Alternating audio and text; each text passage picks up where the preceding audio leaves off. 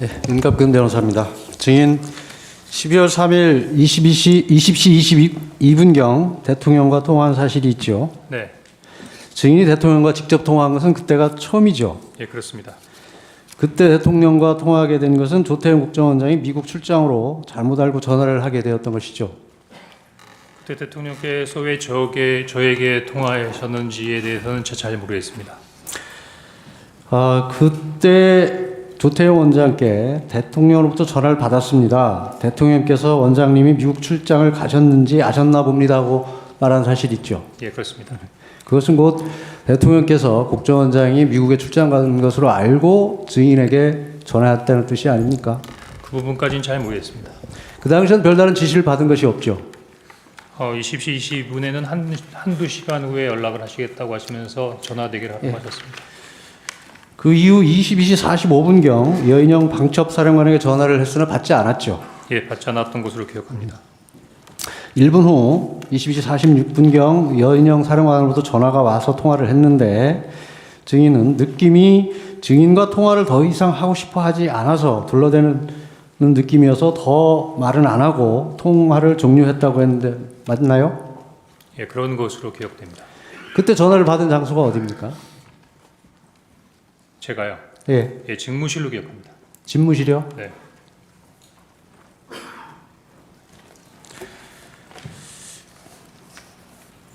그때도 여인영 사령관이 바쁘게 움직이고 있어서 제 말에 바로 대답을 하지는 않고 여기저기 지시를 하는 것 같아서 상당한 시간 대답을 하지 않다가 상당한 시간 폰만 들고 다른 일을 하고 있는 것 같아서 더 이상 통화가 어렵다고 생각해서 알았어 하고 끊었다고 했는데 맞나요?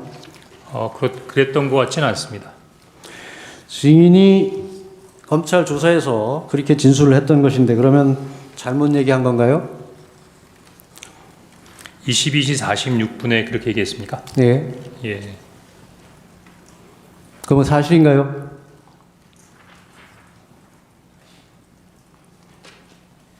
기억이 안 나나요? 22시 46분에 어떤 내용이었다는 부분은 말씀을 드렸는데 상당 시간 대답을 하지 않아서 상당 기간 폰만 들고 다른 일을 하고 있는 것 같아서 더 이상 통화가 어렵다고 생각해서 알아서 하라고 끊은 것 그렇게 얘기한 것 같지는 않은데요. 증인이 그렇게 진술한 기억이 없습니까? 예, 그 부분은 그렇게 진술한 것 같지 않습니다.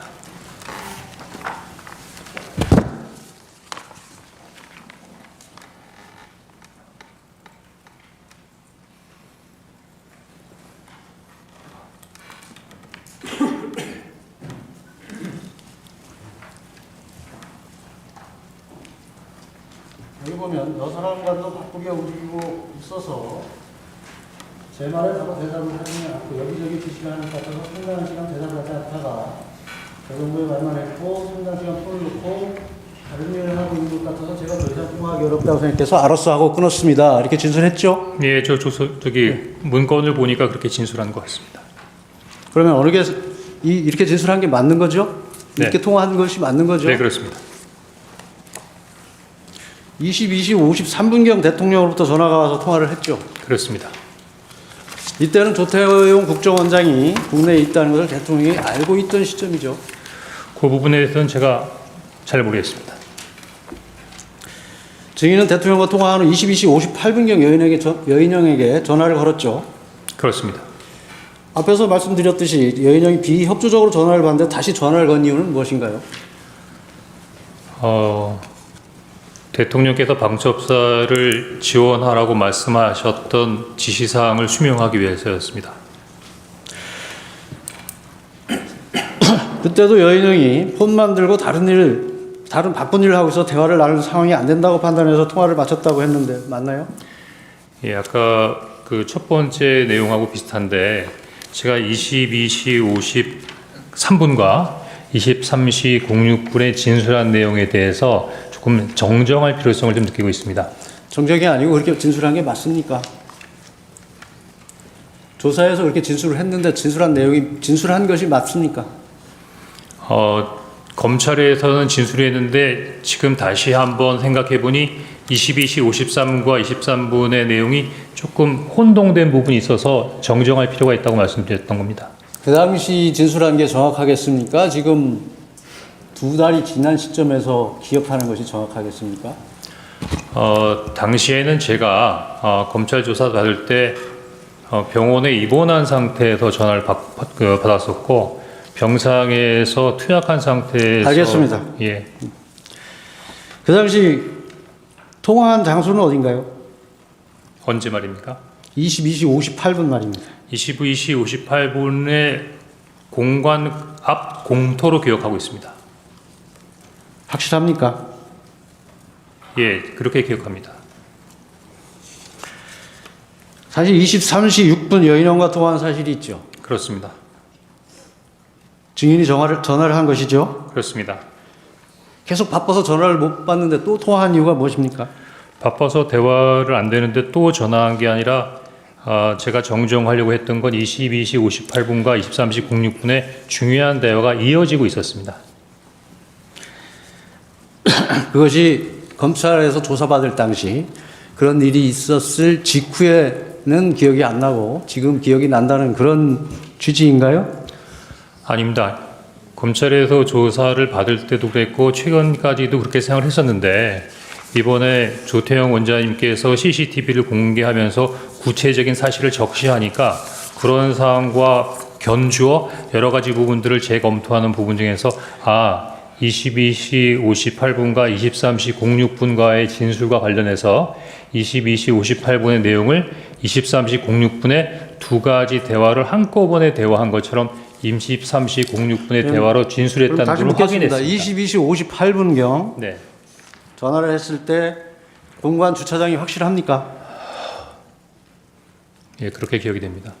CCTV 영상에 보면 그 당시에는 본관으로 진입하면서 통화한 것으로 나타나는데 이것도 그럼 기억이 잘못된 겁니까? 지금 그러자도 막 들어오면서 국정원에도 공개한 CCTV를 봤는데 현재 그 CCTV가 정확한다 하더라도 저는 나름대로 몇 가지 부분에 있어의 의문을 가지고 있습니다. 그래서 증인의 생각이고 어쨌든 CCTV 상에는 증인이 공관 주차장에 전화를 하지 않고 본관에 진입하고 있었다는 것은 객관적 사실인 것입니다. 계속 묻겠습니다. 23시 6분에 통화를 했을 때 이때도 바쁜 것 같았지만 좀 세게 야 어떻게 된 거야 해도 답을 제대로 안 하고 꾸물거리기에 V에게 전화를 받았어. 대통령께서 너희들을 지원을 해주라고 하자 말투가 부드러워졌다고 진술을 했는데 이것은 사실인가요? 예, 그렇습니다. 그리고는 국회는 경찰과 협조해서 봉쇄하고 있습니다 하고 좀 뜸을 들이더니 선배님 이걸 도와주세요. 저희 체포조가 나가 있는데 수재 파악이 안 돼요. 명단을 불러드릴게요. 이렇게 했다는데 유현영 사령관이 맞나요? 맞습니다. 그리고 그 명단을 받아 적다가 이거 미친놈이다 하는 생각이 들어서 그 다음은 제대로 적지 않았다고 했는데 이것도 맞나요? 예, 그렇습니다. 그때 불러준 명단이 누군가요? 그때 지금 요거 보고 말씀드려도 됩니까? 기억에 의존해서 말씀하세요. 예. 아니 그거는 봐도 돼요. 네. 메모기 때문에. 예. 그때 제가 아니 그냥 쭉 읽으세요 빨리. 예. 이재명, 우원식, 한동훈, 김민석, 김어준, 조국, 박찬대, 정청래, 김명수, 권순일, 김민웅. 근데 당시에 조혜주라는 이름이 잘 기억이 안 났고요. 노총위원장이라고 들었던 것 같은데 나중에 위원장. 계속 묻겠습니다. 네. 그러면 그 당시에 전부 이름을 불러준 것이죠? 직책을 불러준 것은 아니죠? 이름하고 또 간간히 뭐 예를 들면 뭐 노총위원장 이렇게 그 직책도 좀 있었던 것 같습니다. 간간이가 아니고 노총위원장은 직책을 부르는 건 노총위원장 한 명인 건가요? 지금 증인께서 제가 그때 이게 한노총인지 민노총인지 잘 기억이 안 났다고 한번 얘기했던 것 같은데. 그러니까 직책은 네. 한노총인지 민노총인지였고 지금 증인이 증언하기를 네. 사람 이름을 또박또박 증언을 하셨지 않습니까? 그게 맞지 않냐는 말이죠. 다시 한번 말씀해 주시겠습니까? 증인이 지금 사람 이름을 얘기했고 네. 직책 얘기는 한노총인지 민노총 위원장만 얘기를 하셨잖아요. 네. 그러니까 다 그때 이름도 얘기했습니다. 이름도 얘기했는데 제가 정확하게 그러니까 직책을 얘기한 건 노총 위원장 뿐이라는 말씀이시죠? 아닙니다. 무슨 대법관 이런 얘기도 했습니다. 그러니까 처음에 이재명, 우원식, 한동훈 이렇게 하다가 이름은 그러니까 이유는 잘 모르겠는데 하여튼 본인이 어떤 명단을 읽다가 그렇게 얘기했던 알겠습니다. 것으로 기억합니다. 그리고 여인영 사령관이 계속 1조, 2조 축처 검거 외에 방첩사 구금시설에서 감금 조사를 할 예정입니다. 그리고 지금 제일 급한 게 검거를 위한 위치 추적인데 위치 추적을 부탁드립니다라고 한 것이 맞나요? 그렇게 기억하고 있습니다. 그때 여인영과 통화하면서 메모를 받아 적은 장소가 어딘가요? 제가 검찰 진술을 처음부터 할 때부터 받아 적은 정서를 관저 앞에 있는 공간 공터라고 생각했는데 아까 말씀드린 대로 약간의 기억을 보정해 보니 처음에 여인영 사령관이 저에게 그 체포자 명단을 불러주겠다고 했던 거는 그 공터에 있는 22시 58분 상황이었던 것 같고 그 이후에 그 명단을 받아 적은 것은 23시 06분에 사무실이었던 것 같습니다. 12월 3일이면 겨울입니다. 바깥에서 메모를 한다는 것은 극히 이례적이고 추운 상황이었을 수 있습니다.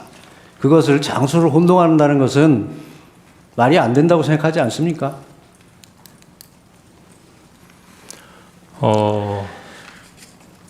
그 이후에 명단을 받아 적은 후에 네. 어떻게 했습니까?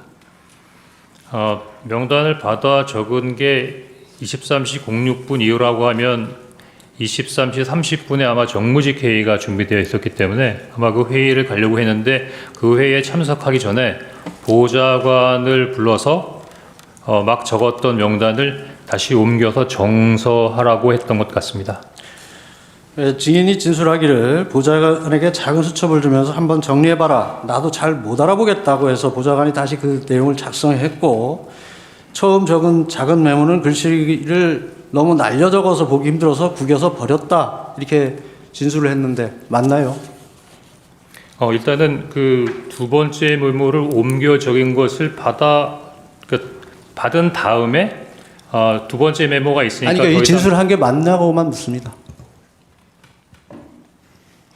보통 자기가 쓴 것을 자기도 못 알아보는데 네.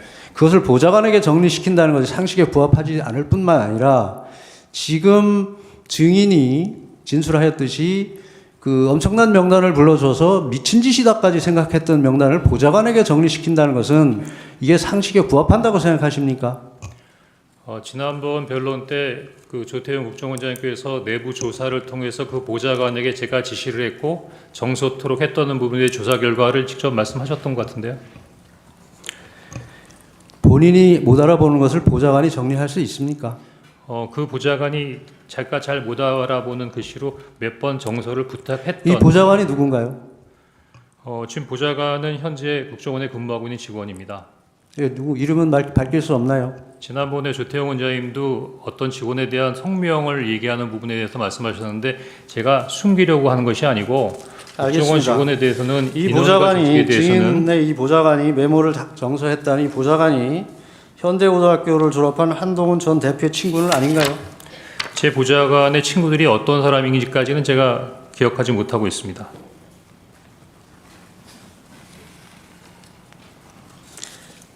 이 메모지 보시죠. 네, 이 메모지 증인이 12월 11일 검찰 조사를 받으면서 제출한 거 맞죠? 예, 맞는 것 같습니다. 잠시만요.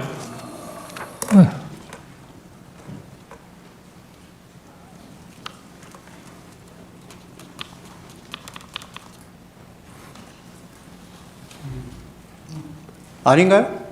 맞습니다. 예.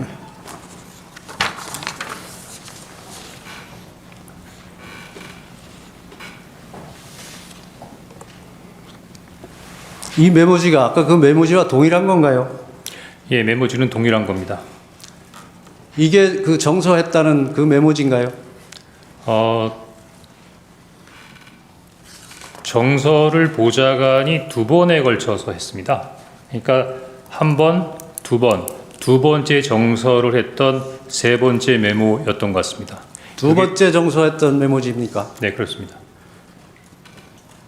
세 번째 메모지는 어디가 있습니까? 이게 세 번째 메모지입니다. 그럼 두 번째 메모지는 어디 있습니까?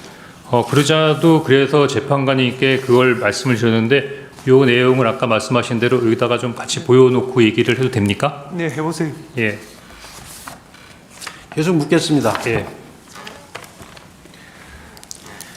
이 메모지는 증인이 받아 쓴 것을 보좌관이 정서한 거라고 했죠. 네. 증인은 전에 증언에서 정서로 되어 있는 대상자들의 글자는 보좌관의 글씨고 밑에 막 흘려 써 있는 글씨체가 증인의 글씨체이며 증인이 왼손잡이라서 조금 흘려 쓰는 부분이라 상대방들이 좀 알아보기 어렵다고 했는데 메모에 있는 증인의 글씨는 왼손으로 작성한 게 맞나요? 아닙니다.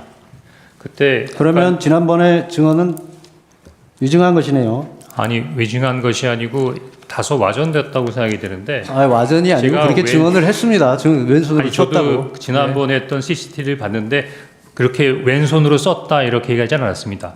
왼손잡이가 써서 글이 흘렀다 했는데 제가 왼손잡이인데 오른손으로 글을 쓰니까 원래 왼손잡이가 오른손으로 글을 쓰니까 글이 악필이다. 그 말씀을 설명드렸던 겁니다.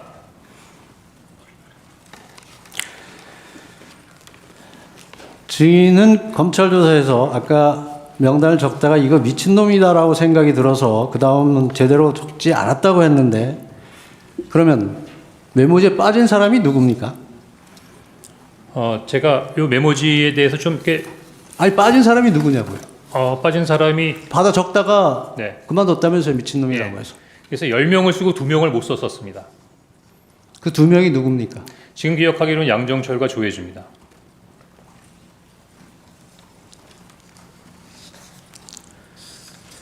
이 메모지에서 증인이 직접 작성한 부분은 이 파란색 이거 좀 띄워주시죠. 파란색 부분하고 검은색인데 검은색이 증인이 직접 작성한 부분입니까? 그 보좌관이 파란색으로 적어온 메모지에 제가 그 위에 가피를 한 것입니다. 그러면 보좌관이 정서를 하는데 왼쪽에도 권순일이 있었고 오른쪽에도 권순일이 있습니다. 이게 왜 이렇게 됐죠? 이미 잘 아시겠지만 제가 그 첫 번째 쓴 메모를 정서해서 그러면서 야, 이거 잘 모르는 사람들이 있다라고 했더니 그 두 번째 메모는 이름에다가 인적사항을 부기해서 가지고 왔었습니다. 아니 그런 것이 아니고 그래서 보고 증인이 작성한 메모를 보고 정서를 한다면 네, 왼쪽에도 권순일 이름이 있고 그게 두 번째 메모입니다. 그러면 예, 증인이 권순일 이름을 2번 적었던 것을 보고 뺏긴 겁니까? 아닙니다. 지난번에 제가 말씀드렸지만 그 아무튼 문서를 보고 정서하는 사람 입장에서는 앞에 것을 그대로 옮겨 적는 것입니다. 옮겨 그렇죠. 적는데 같은 사람의 이름이 2번 들어간다는 것은 있을 수 없는 일이라는 것을 말씀드리는 거고요. 예, 송구하지만 이 첫 번째 말고 두 번째 종이를 올려주시면 충분히 이해가 됩니다. 그걸 보고 이해하실 수 있도록 설명드리겠습니다. 계속 묻겠습니다. 네, 여기 계속 아까 이름을 불러줬다고 했는데 네, 이 메모지에 보면 이 메모지 띄워주시죠. 이 딴지일보가 있습니다. 그러니까 제가 설명이 이 딴지일보라고 지금 들어가는 것이 이름이 아니고 이게 이상하지 않나요? 예, 그러니까 이상하시잖아요. 그러니까 그 제가 설명하는 거를 들으시면 그 궁금증이 해소가 될 수 있다고 말씀을 계속 드리고 있는 중입니다. 계속 묻겠습니다. 예, 증인이 메모지에 추가로 기재하거나 가필한 게 어느 부분입니까? 검은색은 전부입니까? 지금 까만색으로 되어 있는 글 비슷하게 흘려 쓴 글씨 그게 다 제 거라고 생각하시면 되겠습니다.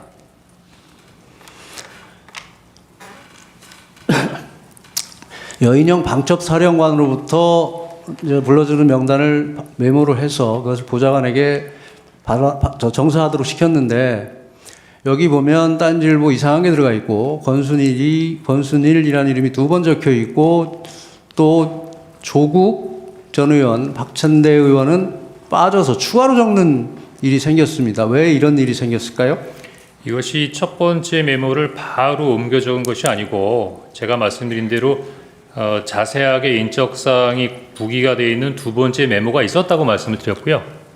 요거는 보좌관이 두 번째로 적었던데 기존에 있는 명단을 그대로 보고 적은 게 아니라 한번 적어봐 이름만 해서 두 번째 메모를 보지 않고 자기가 생각나는 대로 일단 적은 내용이고요. 아, 그러면 두 번째 메모, 정서한 두 번째 메모를 주지 않고 네. 그냥 또 기억에 의존해서 적어봐라 이렇게 네. 시켰다는 건가요? 맞습니다. 그 이유가 뭔가요? 제가 당일날은 너무 정무직회의, 산하부소장회의 개별적으로 원장님께 보고드리는 과정, 그런 상황을 모니터하면서 굉장히 바쁜 상황이기 때문에 이 부분을 챙기지 못하다가 일단 아니 메모지가 이미 정서가 됐는데 3차 또 정서를 다시 그러니까. 작성하게 기억에 의존해서 그 작성시킨 이유가 다음 날 뭡니까? 오후 4시 정도에 2월 4일 오후 정도엔 시간이 굉장히 여유 있는 시간이 있었습니다. 그래서 바빠서 확인하지 못했던 요 명단을 가지고 꼼꼼히 챙겨보다가 저 첫 번째 메모 한번 아니, 증인 보세요. 예. 두 번째 메모는 첫 번째 메모를 보고 정서를 한 것인데 그 두 번째 메모를 주지 않고 기억에 의존해서 다시 작성한다는 것이 말이 된다고 생각하십니까? 그게 시간이 있어서 했다는 게 그게 지금 이유가 된다고 생각하시나요? 제가 아까 말씀드린 대로 10명의 명단을 받았고 2명은 굉장히 좀 약간 어떤 사람일까라는 부분에 대해 궁금함이 있었고 계속 이게 묻겠습니다. 12명이 아니라 예. 한두 사람 정도가 더 있을 거라고 하는 굉장히 궁금증이 있는 상태에서 저 혼자 어떻게 해결이 안 되는데 그래도 첫 번째 메모를 봤던 저 친구가 좀 뭔가를 기억해. 그 당시에 이미 첫 번째 메모는 폐기한 상태였죠. 그렇죠. 그러니까 전부 예. 저 메모는 예. 보좌관의 기억에 의존해서 작성한 거네요. 아닙니다. 두 번째 메모를 보고 쓴 겁니다. 물론 제가 두 번째 메모에서 두 세 번째 번째로 메모를 준 게 아니고 기억에 의존해서 작성하라고 했다면서요. 아니, 그건 세 번째 메모죠. 두 번째 메모했는데 세 번째 메모지입니다. 그래서 제가 그걸 계속 한번 묻겠습니다. 이 메모지에 동그라미 친 부분은 무슨 의미인가요? 제가 아마 민주당 의원님들이 이렇게 있다라는 생각으로 동그라미를 친 것 같은데요. 지금 생각해 보니까 의원들만 동그라미를 친 건가요? 기억이 안 나나요? 아마 그랬던 것 같습니다.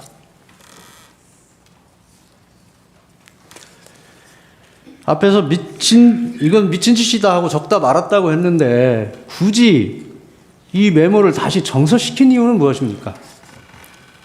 당시 이렇게 그 말씀은 좀 제가 뭐 약간 그런 뉘앙스가 있었다는 말씀을 드렸던 거고 그런 것과는 무관하게 당시에 있었던 그런 부분이니 당시에 이런 일이 있었으니까 최소한 비상계엄 당시에 방첩사가 체포하려고 했던 명단이다. 그 명단 정도의 인원들은 알고 있어야겠다라는 생각으로 그 명단을 기억하기 위한 차원에서 메모를 남긴 겁니다. 그 명단을 굳이 기억할 이유가 있나요? 다른 목적을 가지고 작성됐던 것으로 보이는데 그 목적이 무엇일까요? 그 정보기관에서는 여러 가지 부분들을 많이 알려고 하는데 그 알려고 하는 부분들이 다 나름대로의 다른 의미가 있어서 그렇습니까? 더구나 계속 묻겠습니다. 네. 이 증인이 며칠 전 어느 방송에 출연해서 명단이 크로스 체크됐다는 표현을 썼습니다. 그런데 이 메모지의 명단과 여인영 전 사령관이 불러줬다는 명단이 일치하지 않습니다. 그 이유는 무엇이죠? 여인영 사령관의 명단이 따로 있습니까? 저는 그냥 여인영 사령관이 당시에 불렀던 부분들을 메모했다가 그 메모한 명단만을 가지고 있는 거죠. 증인은 그 언론과 인터뷰에서 크로스 체크돼서 마치 일치한다는 뉘앙스로 얘기를 했습니다. 근데 지금 비교해 보면 두 명단이 일치하지 않는다는 얘기를 하고 있습니다. 예, 그 그러자 이유가 무엇이냐고 묻습니다. 처음에는 그러니까 증인이 그 명단을 여인영 사령관이 얘기하는 명단을 본 적은 없는 것이죠. 불러주는 그 상태에서 불러주는 거를 듣고 받아 적기만 한 그러니까요. 뿐입니다. 증인 명단만 아는 것이지 예. 여인영 사령관의 명단은 모른다는 거죠. 모르죠. 그럼에도 불구하고 언론에서는 마치 확인한 것처럼 얘기한 것을 그거는 지적하는 아마 것입니다. 12월 3일이나 계속 4일의 증인 얘기가 계속 아니고 묻겠습니다. 예, 그 이후에 여러 가지 언론의 방첩사나 조지경찰청장의 명단이 나오니까 그런 것들을 한번 크로스 체크해봤다는 것으로 크로스 체크 해봤습니까? 일치하던가요? 다 완벽하게 일치하진 않는데 유사하다고는 생각했습니다. 유사하다고 생각했습니까? 일치하지 않는 부분이 어떤 부분이든가요? 계속 묻겠습니다. 그 증인은 검찰의 조사를 받으면서 메모지의 원본을 제출할 수 없다고 하면서 사진 촬영해서 제출했는데 왜 메모지를 제출하지 않고 사진 촬영해서 제출했습니까? 그거는 제가 좀 이해하기 어려운데요. 제가 왜 뭐 제출하지 않았겠다고 했겠습니까?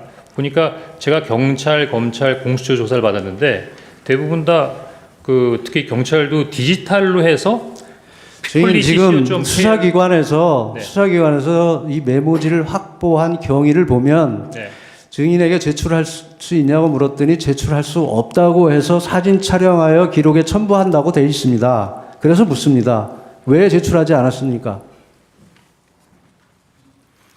뭐 12월 12일 날 검찰하고 공수처에서 받을 때 굳이 뭐 안 된다고 얘기했던 기억은 잘 안 나는데. 그런가요? 네. 꼭 보여드려야 예, 되나요? 보여주십시오. 예. 분명히 수사기관에서 제출할 수 없다고 해서 사진 촬영해서 첨부했습니다. 원본은 지금도 가지고 있나요? 예, 원본은 가지고 있습니다.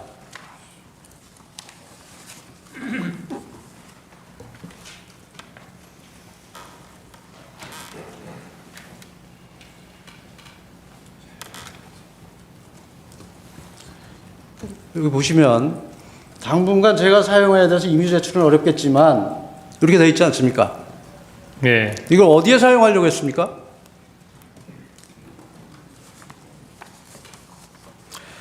메모지 우측 상단에 네. 14명, 16명은 증인이 기재한 거죠. 네, 그렇습니다. 언제 기재한 건가요? 다른 검정색 가필 할 때 같이 기재했던 그때 것 같이 같습니다. 한 건가요? 네. 여기 지금 화살표를 보면 양쪽으로 화살표가 보입니다. 네. 이 화살표는 무슨 뜻이죠? 제가 처음에 기억할 때 10명의 명단을 정확하게 기재를 했고 2명은 누가 잘 모른다고 했는데 그 모르는 사람 중에 한 사람이 성관이 관계자였다. 그래서 그 전 성관이 관계자 2명인데 그 2명 중에 한 사람이 권순이다라는 의미로 거기다가 그 화살표를 해놨던 것 같습니다. 이 검찰에 이 원본을 제출하지 않은 이유가 네. 위치 확인 지원이나 정치적 활용 목적으로 또는 민주당에 제공하기 위한 목적은 아니었나요? 12월 11일이면 벌써 12월 6일 날 정보위원장 면담을 통해서 관련된 사항들이 다 나온 부분이기 때문에 그 이후에 이걸 활용한다고 해서 무슨 다른 도움이 이 됐을까요? 명단에 보면 지금 증인은 10명이라고 했는데 12명이고 네. 지금 화살표를 보면 네. 위에 두 직책이 권순일 전 대법관이라는 의미로 보입니다. 네. 그런데도 불구하고 위에 14명, 16명이라고 적은 것은 무슨 이유일까요? 제가 몇 번 말씀드리지만 처음에 들을 때부터 10명의 명단을 정확하게 들었고 12명의 명단을 정확하게 기억이 났고 2명은 듣기는 들었는데 잘 기억을 못했고 그러면 16명은 왜 적었습니까? 그런데 한두 명 정도가 더 있었던 것 같아서 내가 들은 게 그러니까 증인이 추측에 의해서 적어놓은 겁니까? 예, 14명까지는 들었는데 16명일 수도 있겠다라는 생각으로 적어놓은 겁니다.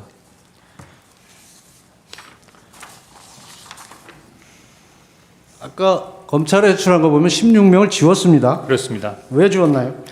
12월 11일 검찰 조사를 받으면서 검사에게 관련 메모에 대해서 설명을 요구했습니다. 그래서 그러면 지운 것이 검찰에서 조사 받으면서 지운 건가요? 그렇습니다. 그때 검사가 14명입니까? 16명이라서 제가 16명을 14명입니다. 증인은 이 메모지를 민주당 박선원 의원에게 제공한 사실이 있나요? 예, 제공한 사실이 있습니다. 지난길 법정에서 소추인 측 대리인이 물었을 때 박선원 의원이 며칠 뒤에 따로 연락하여 내가 설명을 못 들었으니 한 번 더 설명을 해달라고 해서 증인이 가지고 있던 메모를 박선원 의원의 휴대전화로 찍은 것이라고 했는데 맞나요? 제가 12월 9일부터 한 일주일 이상 병원에 입원해 있는 상황이기 때문에 뭐 누구를 만날 수 있는 상황이 아니었고요. 그러면 박선원 의원이 증인이 입원해 있는 병원에 와서 박선원 의원의 핸드폰으로 찍어간 거 맞나요? 아닙니다. 통화를 한 적이 없고 아마 저한테 카톡을 했던 것 같습니다.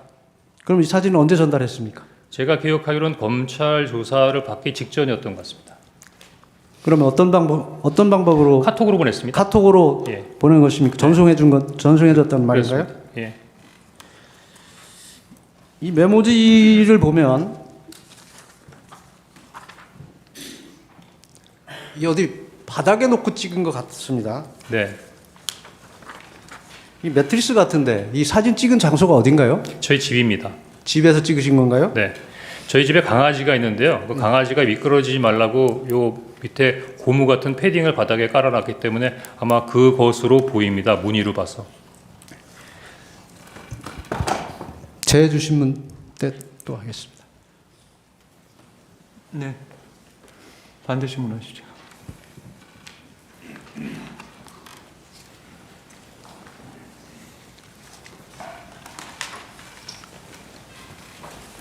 예, 먼저 그 증인 진술조서 20쪽을 제시하겠습니다.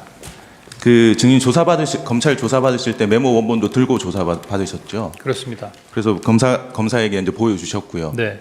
그래서 이제 여기 보시면 이제 원본을 제출할 수 있는지 물었는데 현재로서는 이제 원본의 이미 제출은 힘들고 일단 이제 사진을 촬영하도록 해서 제출하신 것이죠. 맞습니까? 그래서 제가 감히 그 상태에서 검사께서 가져가겠다고 하는데 안 드리진 않은 것 같고요. 제가 아마 참고인이니까 피의자가 아니라서 압수수색할 수는 없는 부분이고 아마 저한테 뭐라고 말씀하셨는데 뭐 사진을 찍어가도 괜찮다 이렇게 해서 그냥 사진을 찍어 가신 것 같은데요. 예. 전 알겠습니다. 도리어 그 다음에 경찰에서도 와서 그 사진을 찍었는데 그 검찰은 또 특이하게 이메일을 통해서 police.co.kr이라고 하는 무슨 이메일을 보내서 글로 넣어야 증거 효력이 있다고 해서 그래서 전 요즘에는 다 디지털식으로 증거를 수집하는 줄 알았습니다. 예. 그 이제 준비된 신문사항 여쭤보겠습니다. 그 1항입니다. 그 비상계엄 당시에 증인은 국정원에서 약 30년 동안 근무해서 조직에 관해서 잘 알고 계시던 상황이셨죠. 조직이 자꾸 변하니까 꼭 그렇다고 할 수 없지만 그래도 대체적인 부분에 있어 이해도는 높다고 판단합니다. 예, 그 조태용 국정원장은 국정원에 오신 지 1년도 채 안 되던 시점이었죠. 네.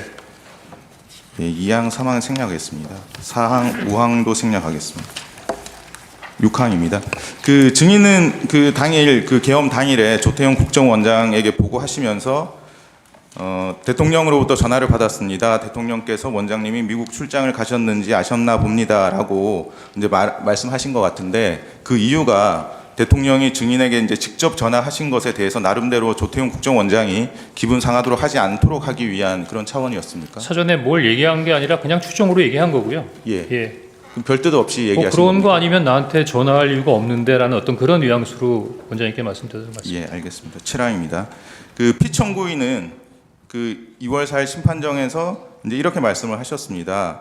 이제 피청구인이 증인에게 계엄 관련해서 방첩사를 도와주라고 이제 지시를 안 하셨다는 취지로 만약에 계엄 관련해서 방첩사를 도와주라고 지시한 것이라면 피청구인이 방첩사령관에게 직접 전화를 해서 애로사항이 있으면 국정원 1차장에게 통화를 했으니 국정원 1차장에게 전화를 하라고 말했어야 하는데 방첩사령관에게 전화를 직접 하지 않았다 이런 취지로 말씀을 하셨어요. 그런데 그 증인은 피청구인이 비상계엄 당일에 12월 3일 23시 무렵입니다. 그 여인영 방첩사령관에게 2차례 직접 전화하신 사실을 알고 계신가요? 그 당시로서는 제가 하고 있는 거 이외에는 다른 내용들을 알 수 있는 상황은 아니었습니다. 예.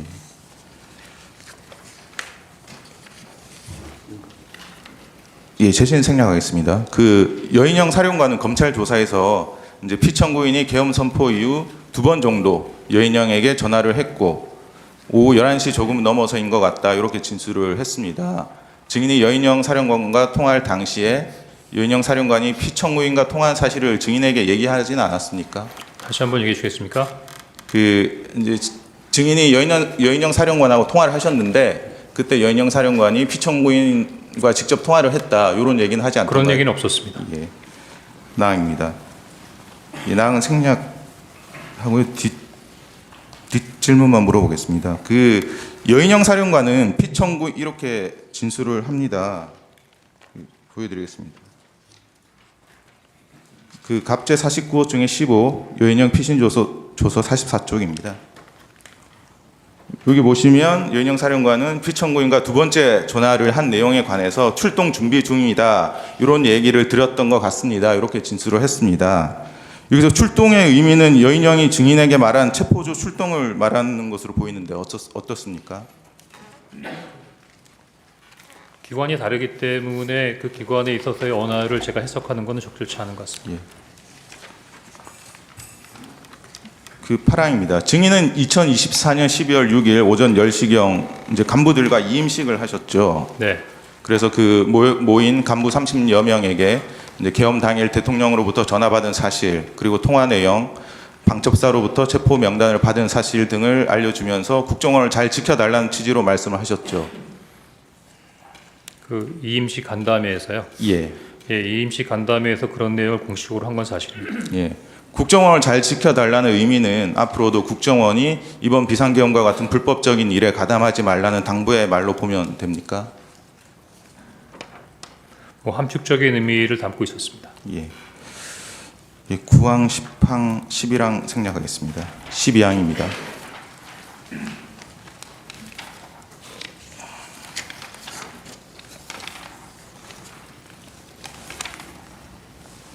일제 171호증의 1 메모를 제시하겠습니다. 증인 아까 이제 말씀할 기회가 없으셨던 것 같은데 이 메모의 작성 경위에 대해서 간략하게 설명을 해주실 수 있으십니까? 예, 시간을 주신다면 말씀드리겠습니다. 예. 제가 전달했던 첫 번째 거를 올려주시고요.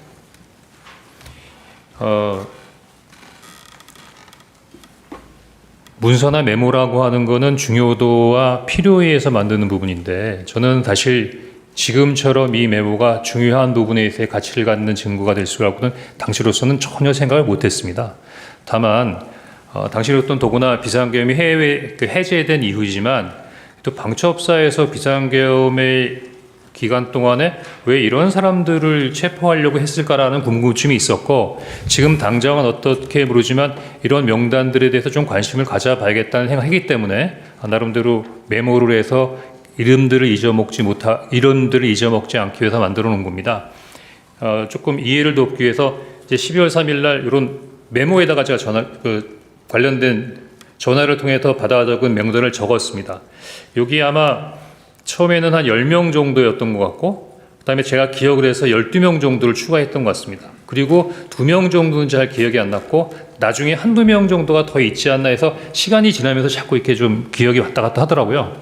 그래서 일단 그 부분은 제가 메모를 적자마자 11시 30분에 그 정무직 회의를 가니까 그 전에 보좌관에게 한번 정서를 해보라. 근데 제가 그렇게까지 하라고 그런 건 아니었는데 그냥 모르는 사람인데 좀 알아봐. 그랬더니 이 두 장에 아주 빽빽하게 사람의 이름과 인적사항을 적어서 갖고 왔습니다. 사실은 뭐 이렇게 복잡하게 적어놨나 하는 생각이 들었었는데 일단 요 두 번째 메모가 만들어졌고요. 다음 장 주십시오. 아까 말씀드린 12월 4일 날 오후 4시에 지금 기억이 나는 게 야, 너 머리 똑똑한데 한번 적어봐. 뭐 이렇게 얘기를 했던 것 같은데 한번 복기를 시켜봤습니다. 지금 생각해보면은 우리 변호인께서 왜 그런 일을 했냐라고 하시는 부분도 이해가 되는데 보좌관하고는 어떤 뭐 이런 부분에 있어서 몇 번에 있어 일이 있었기 때문에 거의 뭐 새로운 일은 아니었고요. 그래서 저 하얀 거는 오른쪽에 있는 거를 좀 약간 지운 건데 이 파란색으로 돼 있는 것만을 그 당시 보좌관이 적어온 겁니다. 그래서 12월 4일 날 4시에 요거를 작성해서 저한테 준 다음에 제가 이걸 보고 두 번째 메모 저거 빽빽하게 있는 걸 갖고 있느니 이게 시원시원하게 잘 써져 있네 라는 생각이 들어서 굳이 빽빽하게 적혀있는 두 장의 메모는 더 이상 가지고 있을 이유가 없다고 생각해서 두 번째 메모도 이제 폐기하게 되고요. 그 세 번째 메모를 보고 야, 그 권순위는 두 번 썼네. 아니 조국이 빠졌다. 딴지일보 김호준. 근데 이제 이 친구가 이제 딴지일보나 이렇게 직책을 쓰게 된 것은 자기가 이제 복귀를 하다 보니까 김호준이라는 이름은 기억이 안 나는데 딴지일보가 생각이 나서 그렇게 썼다는 겁니다. 그래서 사실 좀 굉장히 불확실하게 써져 있는 파란색 글자인데 제가 거기다 나름대로 이렇게 정리를 한 겁니다. 그리고 별표 2개에 쓴 내용은 처음부터 정서하거나 받아 적지 않고 그냥 들어서 기억하고 있던 내용을 요 메모를 이제 그냥 갖고 있어야겠다는 생각 갖고 있다가 그냥 거기다가 쓴 거고요. 그 다음에 여기다 그 오른쪽 끝에 있는 메모는 제가 12월 11일 날 검찰에서 조사를 받으면서 검사가 요 관련된 사항에 대해서 한번 설명해 봐라 라고 했을 때 16명 아니고요. 지금 여기 뭐 14명이라고 그랬는데 12명밖에 없지 않느냐 그렇게 얘기하길래 제가 처음에는 기억이 안 났지만 물리면 그 선관위 관계자, 선관위 명단 이렇게 쭉 하다 보니까 그때 쭉 생각이 나서 조혜주하고 양정청이라는 명을 2개를 추가했고 요 밑에 생각 안 나던 이름 2개를 제가 썼던 건데 그때는 특별한 의미 없이 했던 행위들이 이렇게까지 설명드려야 되는 사항이 됐던 것 같습니다. 이상입니다. 예. 그 12월 4일 그 이제 가필하신 부분, 이제 파란색 부분은 보좌관의 글씨고요. 네, 그 아래쪽에 이제 축차 검거, 뭐 위치 추적, 감금 조사 이런 부분은 증인이 12월 4일 날 오후에 보좌관이 그 기억나는 대로 쓰신 이후에 12월 4일에 그렇습니다. 가필하신 건가요? 예, 그 증인은 이 심판정에서뿐만 아니라 여러 수사기관에서 이 메모가 보좌관에게 명단을 다시 쓰게 해서 작성한 것이라고 일관되게 진술을 하셨죠. 그렇습니다. 예. 그 갑질 49호 중에 15 여인형 피신조서 15, 16, 18쪽을 제시하겠습니다. 그 여인형 사령관은 검찰 조사에서 체포자 명단이 언론에 보도된 14명이 맞을 것 같다라고 진술을 하셨고요.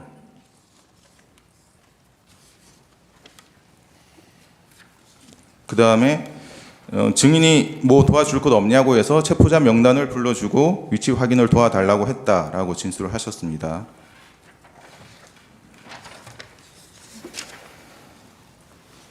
그리고 홍장원에게 요청한 위치 추적 대상자가 조지호 경찰청장에게 요청한 위치 추적 대상자와 동일한 것 같다라고 진술을 하셨습니다. 그래서 여인형 사령관의 진술은 이제 증인의 증언, 여인형으로부터 체포 대상자에 대한 위치 추적을 요청받았다라는 내용과 증인이 작성한 메모의 내용과 일치하는 것으로 보이죠. 그런 것 같습니다.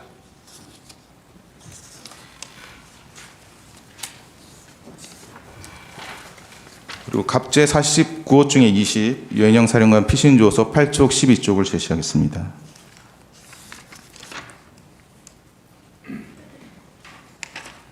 여인형 사령관 휴대전화 포렌식 결과인데요. 그 2024년 10월 27일 이런 메모가 있습니다. 포고령 위반, 최우선 검거 및 압수수색, 휴대폰 사무실 자택 주소 확인, 행정망, 경찰망, 건강보험 등이라는 메모가 발견됐고요. 그리고 2024년 11월 9일에 이미 계엄 당일에 체포 명단과 거의 동일한 이재명, 조국, 한동훈, 정청래, 김민석, 우원식, 이하경, 박찬대, 김민웅, 양경수, 최재형, 김어준, 양정철, 조혜주 등 14명의 명단이 이미 작성되어 있었던 메모가 발견되었습니다. 지금 이런 사실은 모르셨죠? 제가 들었던 이야기 이외에 다른 부분에 대해서는 일체의 정보가 없었습니다. 예, 14항입니다. 그 갑제 45호 중에 10 조지호 청장의 피신 2회 피신 조서 28, 30쪽을 제시하겠습니다. 그 조지호 청장은 이제 여인형 사령관과 2차례 통화를 했는데 첫 번째 통화는 22시 30분에서 22시 40분경 사이였다. 첫 번째 통화에서 안보 수사요원 100명을 지원해 달라. 그리고 두 번째로 선관위 예, 우리가 들어갈 것이다라고 했고, 세 번째로 이제 메모를 좀 해달라고 하면서 사람 이름을 불러줬는데 총 15명이라고 했다. 이재명, 우원식, 박찬대, 정청래, 김명수, 권순일이라고 했고, 이제 김동현이라고 들어서 경기도지사인 줄 알았는데 누구냐고 물어보니 김동현이라고 이재명 무죄 선고한 판사라고 했다. 이 사람을 체포할 건데 위치 추적, 위치 파악을 좀 해달라고 했다. 근데 우리가 할 수 없는 일이라고 했다. 이렇게 진술을 하셨고요. 그 다음 두 번째 통화에 대해서는 여인형이 급한 톤으로 짧게 얘기했는데 한동훈 추가입니다 라고 말했다고 진술을 하셨습니다. 조지호 진술 내용도 증인이 메모에 기재한 그 체포 명단과 거의 일치하는 것으로 보이죠.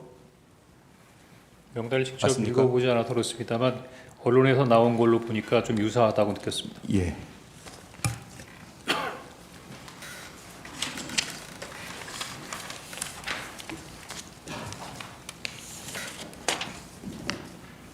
다시 171호증의 1 메모를 제시하겠습니다. 여기 이제 증인 보시면 14명, 16명이라고 기재되어 있는데 이 부분은 체포 대상자 인원수를 기재한 것인가요? 그렇습니다. 인원수를 이렇게 그러니까 체포 대상자라고 불러줬던 명단의 인원 수를 예.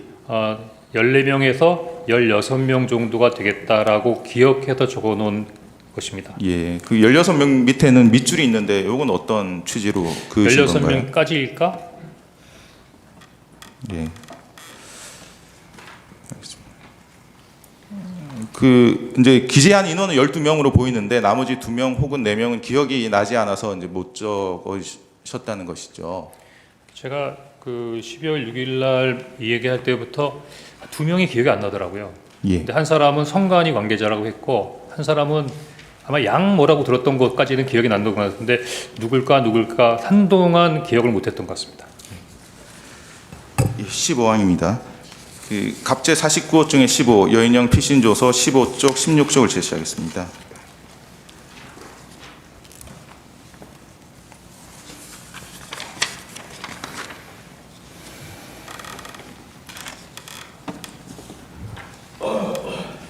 그 여인형은 검찰 조사에서 김용현으로부터 뭐 10명 정도 머릿속에 있었는데 장관님께 또 전화가 왔습니다. 이 3명부터 잡아라 라고 얘기를 들었고 그 3명이 이재명, 한동훈, 우원식이었습니다.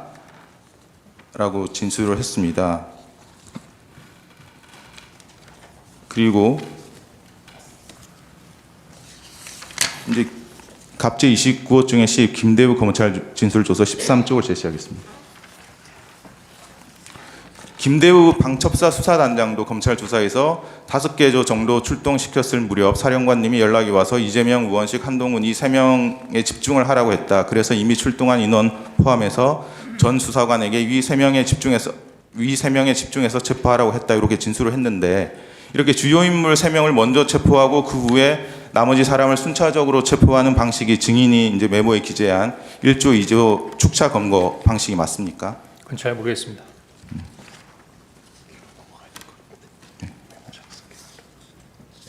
이제 16항 생략하겠습니다. 18항도 생략하고요. 메모 작성 경위에 관해서 여쭤보겠습니다.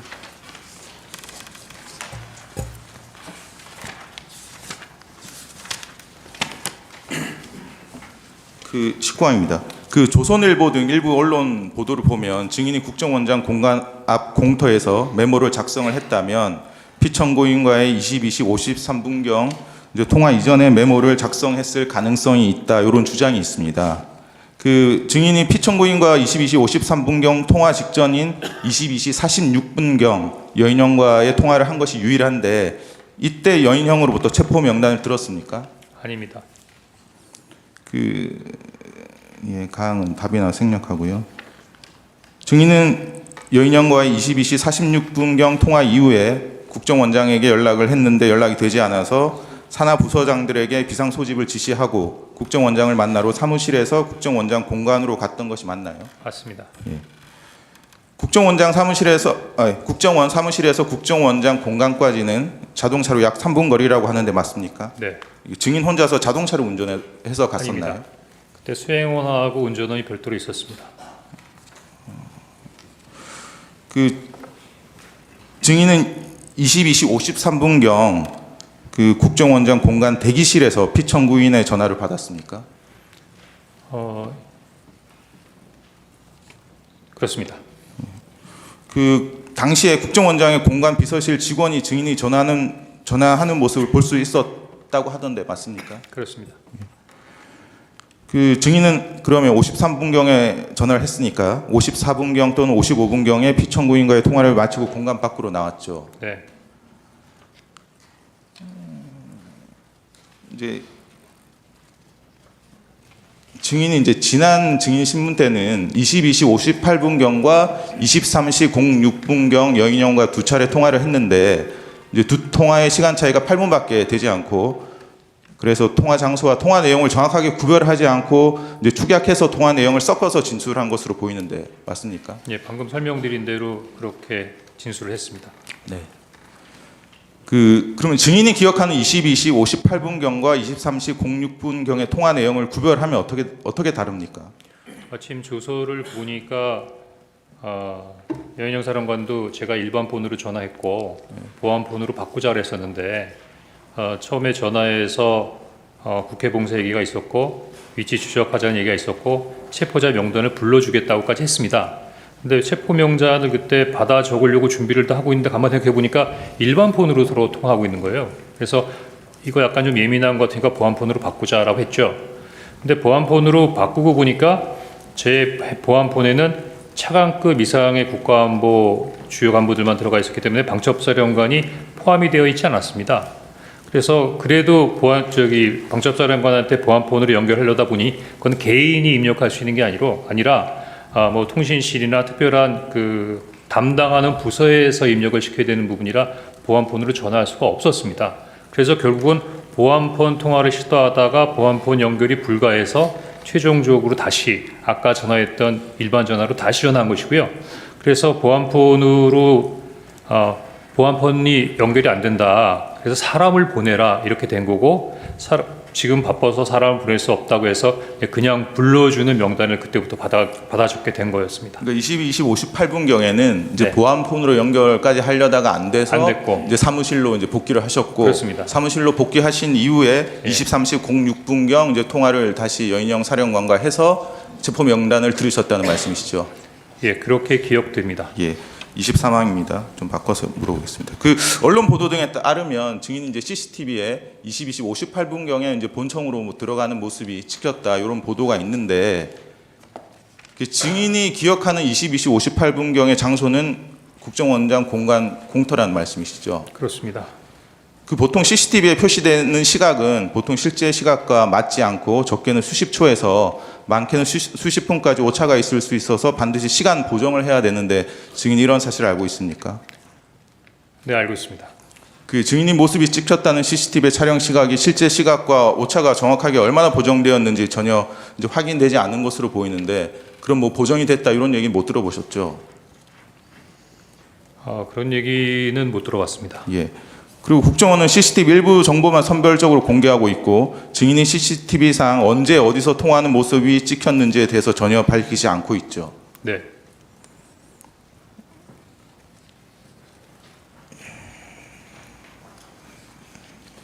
(20사항) 생략하겠습니다. 25항도 생략하겠습니다. 26항입니다. 증인이 12월 4일 이제 오후에 보좌관에게 전날 밤에 작성했던 명단을 다시 작성해라고 했는데 그 당시에는 보좌관이 처음에 그 12월 3일 밤에 작성했던 메모가 없어졌기 때문에 그렇게 다시 작성하라고 하신 건가요? 아닙니다. 그럼 다시 작성하라고 하신 이유가 정확히 어떤 건가요?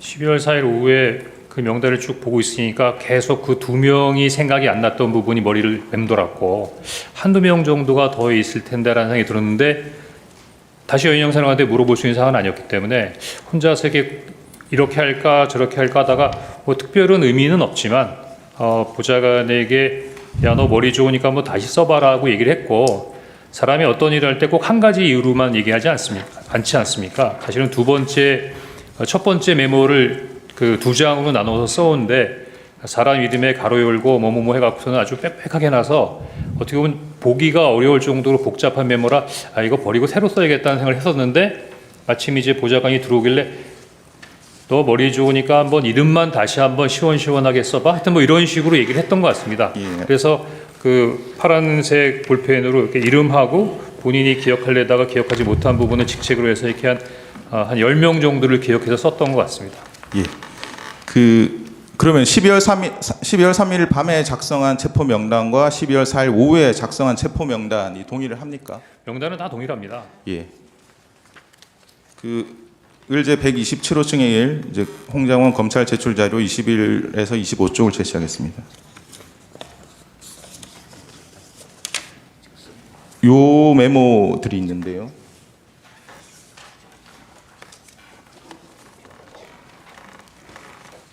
이제 요 메모들도 증인이 검찰에 제출하신 메모들이죠.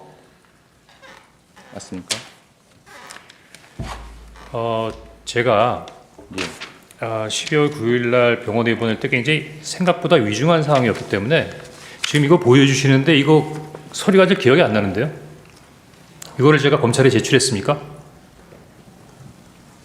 예, 검찰에서는 증인이 제출한 자료라고 하고 있는데 예. 이제 당시에 그 상황이 끝나고 난 다음에 그 사항을 좀 정리하기 위해서 메모를 해놨던 것 같긴 합니다. 예.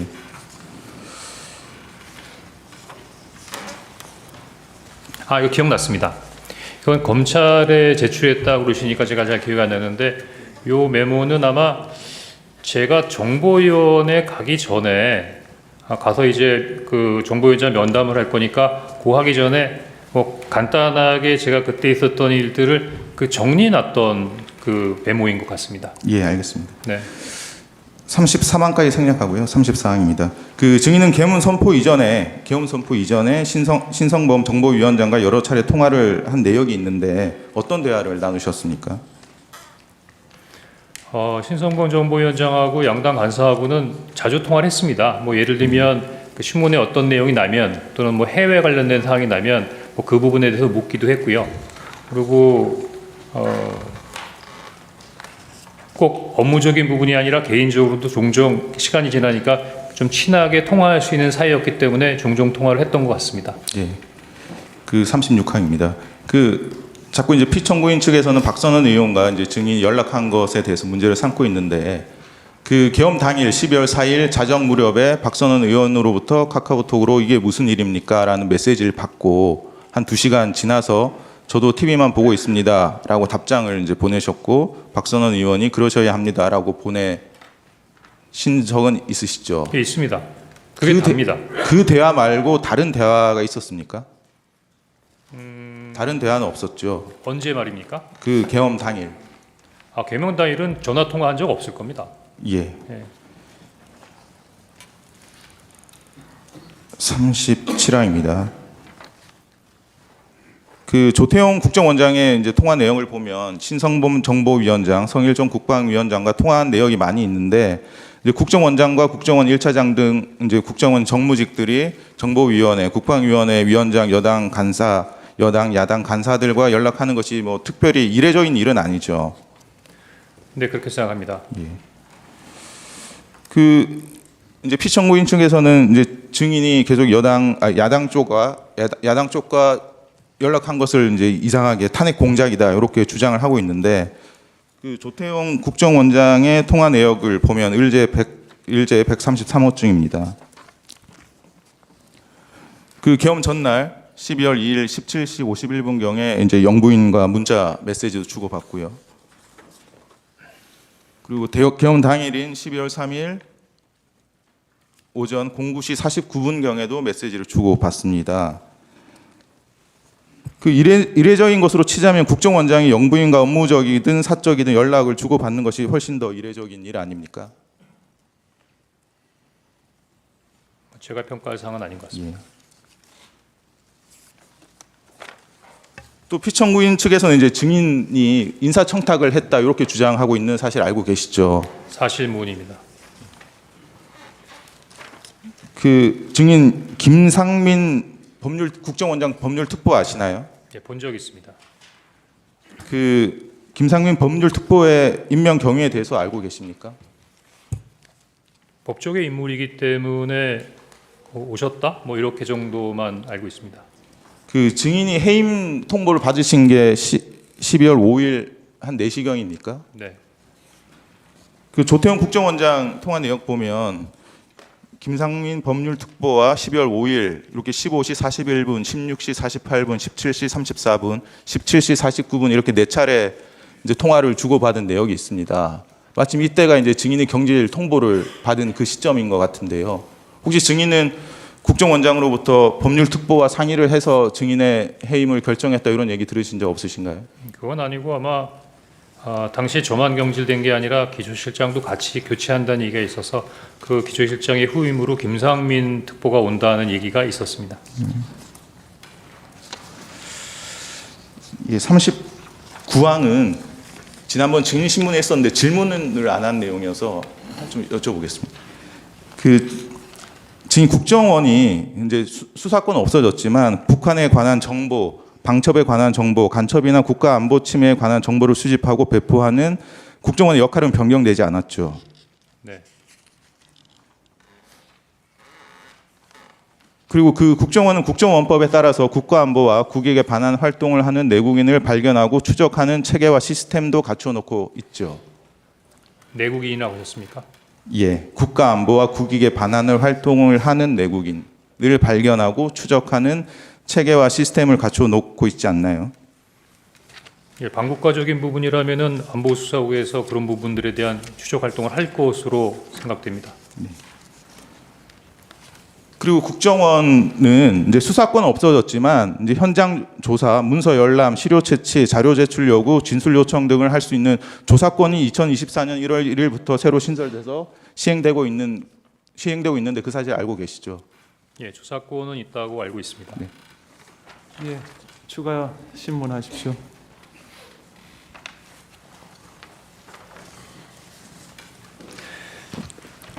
증인 검찰 조사받을 때 세브란스 병원 병실에서 받았죠? 예, 강남 세브란스 병원에서 조사받았습니다.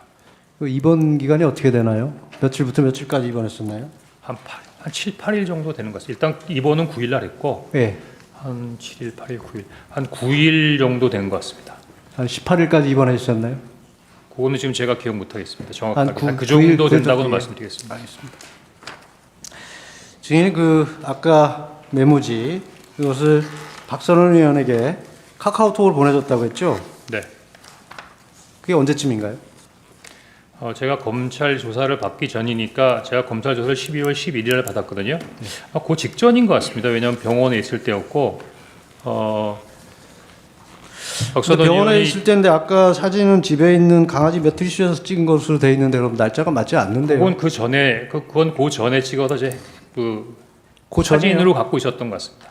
그 전에 찍어서 미리 갖고 있었습니까? 네. 무슨 이유로 그 사진을 찍어서 가지고 있었죠? 12월 6일 날 그 정보에 갔다 온 이후에 요 사항들을 다 찢어버릴까 했거든요. 다 없애버릴까. 근데 결과적으로 없애지도 않았고 사진만 찍어 놓은 거네요. 그렇습니다. 그럼 사진을 여러 군데 지금 보낸 적이 있습니까? 없습니다. 박선원 의원은 12월 11일 국회 본회의와 12월 12일 김어준의 유수공장에 출연해서 이 메모의 작성 경위에 대하여 증인이 여인형과 통화를 하는데 증인이 불러주는 것을 보좌관이 받았어서 파란 글씨가 보좌관의 것이라고 했습니다. 이것은 증인이 알려준 내용인가요?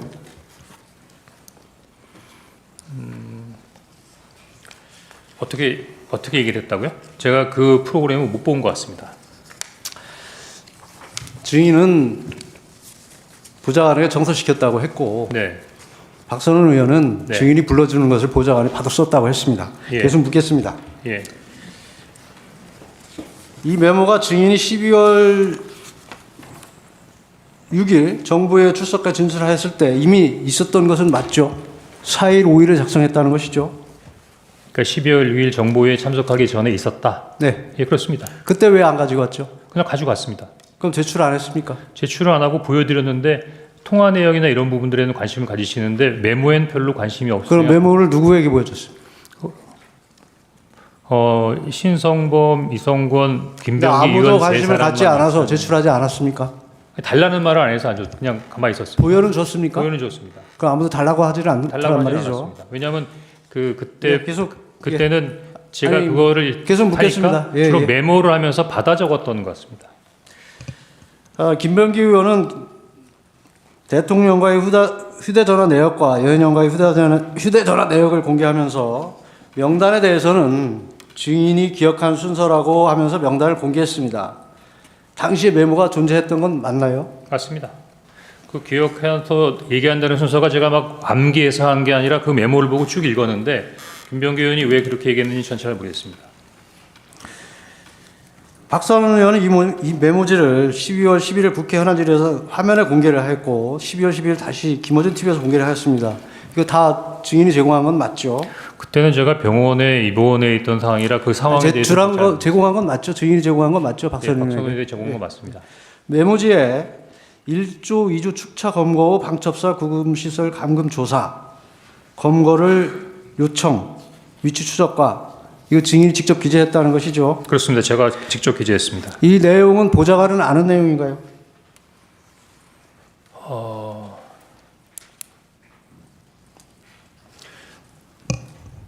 처음 보좌관이- 메모지에 없었고 나중에 가필한 것이기 때문에 보좌관은 모르나요? 아니 혹시 보좌관이 왔다 갔다 하면서 사실 보좌관이 다른 사람처럼 생각하는데 차장실 정도가 되면 이 정도보다도 훨씬 자, 이제 일이 보세요. 많이 있습니다. 예. 메모를 그 3일 계엄 당일 또 4일 5일까지 정리를 했나요? 그러면 이미 비상계엄이 해제가 됐습니다. 그리고 당초에 5일까지 한 게 아니라 4일날 4일 날 오후에 완성이 된 완성이 거죠. 됐습니까? 예. 그러면 이미 그때는 비상계엄이 해제된 시각이고, 그리고 여인영 사령관이 증인에게 명단을 불러준 이유는 그 위치 추적이라고 한 것이 맞죠? 예, 위치 추적이라고 하는 게 맞습니다. 위치 추적이 분명합니까? 네. 위치 확인입니까? 추적입니까? 확인과 추적이 어떻게 달라지는지 잘 모르겠는데요.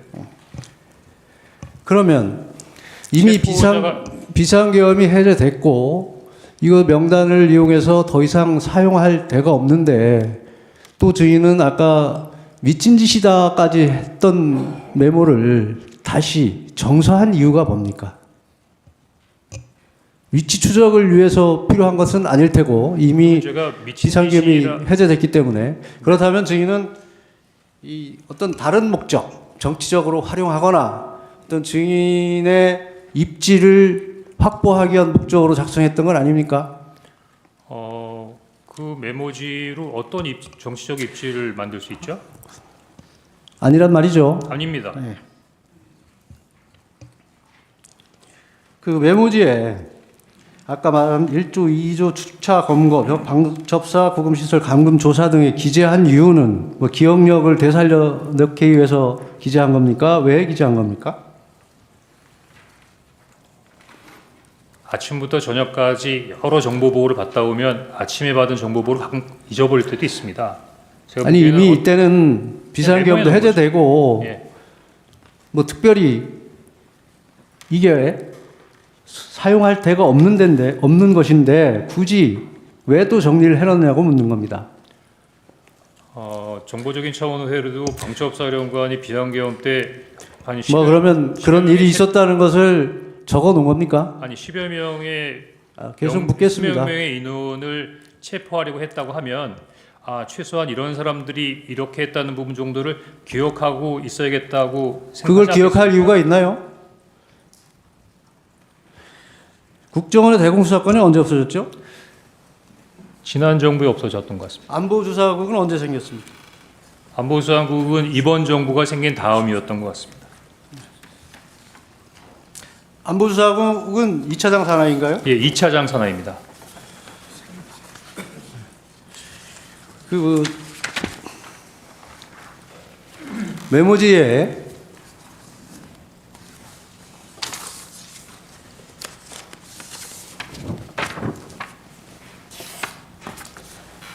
(1차) (2차) 축차 검거 또 검거 요청 뭐 이런 얘기들이 나옵니다. 근데 여인영 사령관은 증인과 통화했을 때는 체포조가 아직 나가 있을 때도 아니라고 하고 있습니다. 그런데 증인은 아까 증언에서도 체포조가 나가 있습니다라고 여인영 사령관이 얘기를 했다고 합니다. 그건 맞지 않는데 상식적으로 어떤가요? 글쎄 저는 그냥 이야기한 대로 들었기 때문에 그 체포조의 어떤 동선이나 이런 부분 이야기한 대로 적은 것이 아니고 당초 메모에 증인이 특정 목적을 가지고 이걸 기재해 넣은 것이라고 볼 수밖에 없습니다. 왜 그러냐면 이게 체포조 출동 시간과도 맞지 않고 방첩사의 구금시설도 없고 지난 기일에 재판관님께서 물었을 때 검거 요청은 아닌데 검거 지원 요청을 잘못 기재했다고 했습니다. 여러 가지가 상식에 반합니다.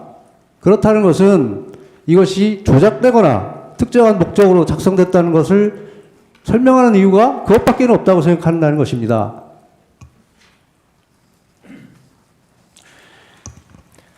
그냥 이야기 그리고 증인 지난 기일에 국정원에서 여러 기관들이 협조를 하고 있어서 위치 추적이 가능하다고 했죠. 법적인 절차에 따르고 그 관련 협력 기관과 협력하면 가능하다고 했습니다. 국정원에 수사권이 없는데 가능할까요? 대공수사권은 대공 혐의자를 잡을 때 하는 부분이지만 국제범죄에 관련된 부분은 국제범죄자에 대한 부분에 있어야 법적인 조치를 할 수 있죠. 자체 위치 추적 장비가 있습니까? 없는 걸로 알고 있습니다. 그럼 결국 위치 추적을 하려면 통신사에 요청을 해야 되고 영장을 받아야 되는 것은 맞죠? 통상 제가 알기로는 소방청이 위치 추적을 정확히 한다고 들었습니다. 소방청에서 위치 추적을 한다고 들었습니까? 예, 소방청하고 경찰청과 협조해서 한다고 들었던 것 같습니다. 경찰청, 소방청의 위치 추적도 모두 통신사의 협조 없이는 불가능합니다. 영장을 발로 받아야 가능합니다. 예, 제가 직접 위치 추적을 해보지 않아서 그 부분까지는 잘 모르겠습니다. 그러면 증인이 여인영 사령관으로부터 위치 추적 요청을 받았을 때, 네. 위치 추적 확인이든 요청을 받았을 때, 그러면 위치 추적을 하려고 했습니까? 아니면 여인영 사령관에게 뭐라고 답변을 했습니까? 거기에 대한 답은 하지 않고 다 명단을 들은 다음에 어떻게 해? 라고 물었습니다. 뭐 예를 들어서 위치 추적을 하든 어떻게든 어떻게 하면 어떻게 해? 했더니 저에게 직접 전화를 주십시오. 이렇게 이야기했던 것으로 기억됩니다. 결국 결론적으로 보면 증인이 할 수 없는 일을 요청받았다는 것이네요. 그렇다면 증인은 그건 우리가 할 수 없는 일이다 라고 분명히 얘기했어야 될 것이고, 특히 이거 미친 짓이다까지 생각이 들었는데 그거에 대해서 어떻게 해? 라고 묻는 것이 상식에 부합하나요? 만약에 여인영 사령관이 저에게 그랬다면 아마 제가 혼을 냈겠죠. 그런데 그 전에 지시를 받았지 않습니까? 그 부분에 대해서는 고민을 했습니다. 그 전에 대통령께서 지시를 했다는 말씀인가요? 그렇습니다. 그때 대통령께서 증인과 여인영 사령관이 육사 선후배라는 얘기를 한 워딩이 기억나시나요? 기억 안 납니다. 대통령은 검찰총장까지 했고 국정원에 대한 수사를 오래 했습니다. 그래서 그 체계를, 수사 체계를 누구보다 잘 압니다. 그리고 국정원에 대공수사권이 없다는 것도 압니다. 그런데 거기에 대고 증인에게 무슨 체포 지시를 한다는 것이 말이 된다고 생각하시나요?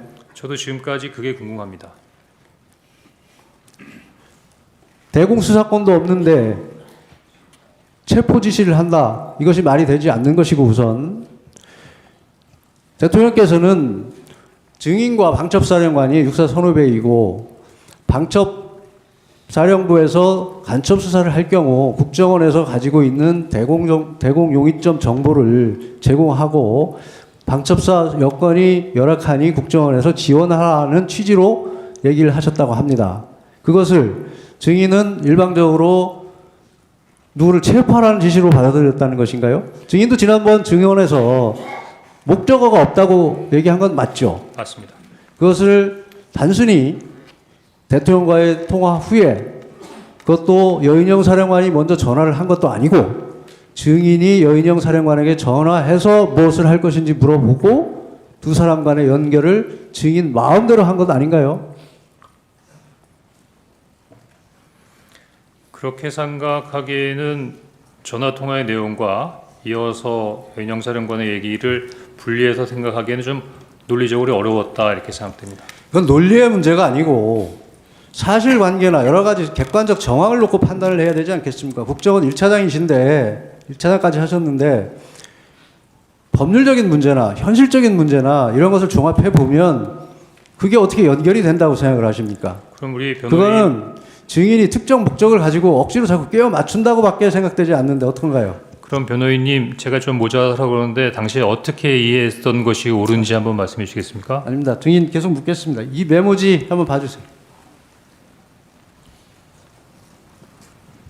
이 메모지는 증인이 아직도 가지고 있는 원본은 맞죠?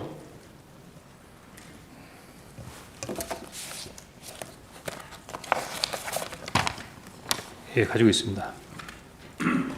이 메모지에 다시 아까 2차인지 3차인지 증인이 얘기하는 그 메모지에 조혜주, 양정철 두 사람이 또 추가됩니다. 네. 이건 언제 기재한 건가요? 아까 말씀드린 대로 12월 11일 오후에 검찰 조사를 받으면서 검사가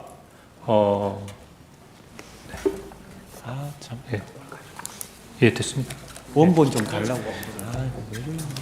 네, 예, 원본. 언제 기재한 겁니까?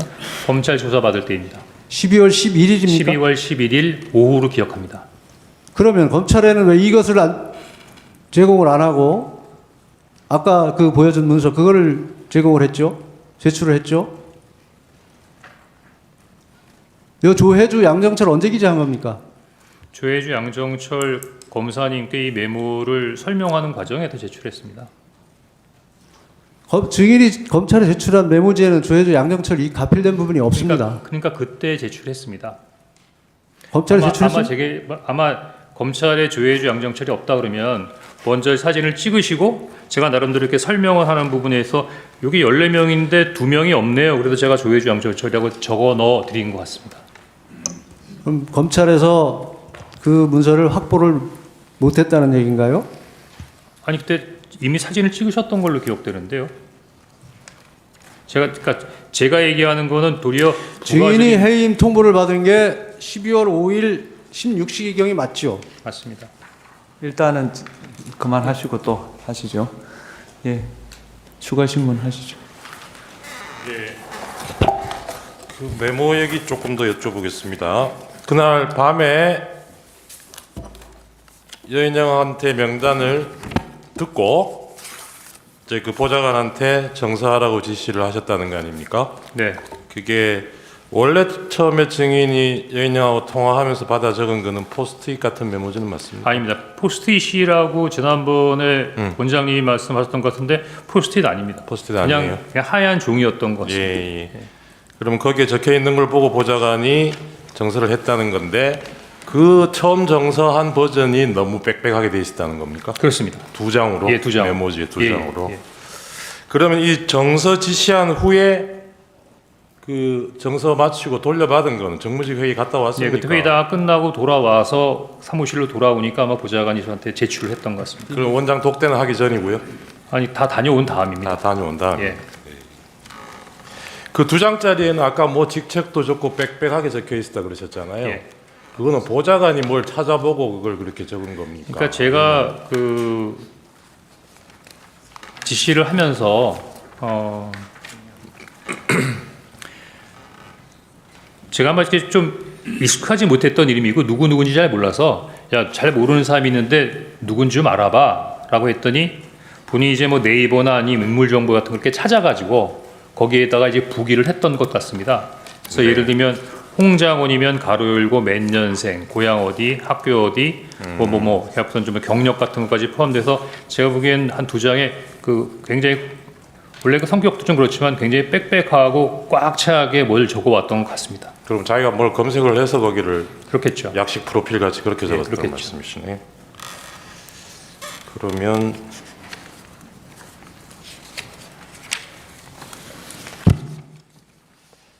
아까 대통령한테 그날 처음 전화 받았을 때 있잖아요. 네, 이게 전화를 드린 거죠. 처음에는 못 받았고 대통령이 전화했을 때는 못 받았고 8시 22분에는 제가 전화를 드린 드렸고요. 거죠, 그죠? 그때 예. 그때 첫 통화를 하신 거 아닙니까? 네, 그때 대통령이 증인한테 원장은 미국 가 계시죠? 뭐 이런 질문을 하던가요? 그 내용은 기억 안 납니다. 그 아까도 뭐 잠깐 얘기가 나왔는데 그 원장한테 처음 보고할 때 대통령이 원장은 미국 가 계신 줄 아셨나 봅니다. 이렇게 얘기를 하셨다고 그렇습니다. 그랬잖아요. 예. 그 만약에 대통령한테 그런 언급을 직접 구체적으로 들었다면 이 얘기를 어떻게 하셨을까? 미국 간 줄 아시더라고요. 뭐 이 정도가 되지 않을까요? 예, 맞습니다. 아셨나 봅니다라는 건 증인이 짐작해서 그렇게 얘기하셨다는 거죠. 그리고 이게 언론 보도를 지금 옛날 걸 다시 한번 찾아보면 12월 5일 날 방첩사는 언급이 됐던 것 같고요. 이런 체포조 명단이 있다는 얘기는 보도가 됐습니다. 그런데 이게 대통령이 지시한 거하고 연결되는 거는 증인 얘기가 처음이죠. 그게 아마 12월 6일자 조선일보 기사가 처음이었던 것 같은데 세상에 알려졌던 거는 그게 맞습니까? 혹시 그 전날 이 체포자 명단 기사에 나온 거는 보셨습니까? 체포조 명단 기사가 그 전에 나왔었습니까? 12월 5일자로 예, 나왔던 것 같아요. 기억 잘 안 납니다. 안 나세요? 예.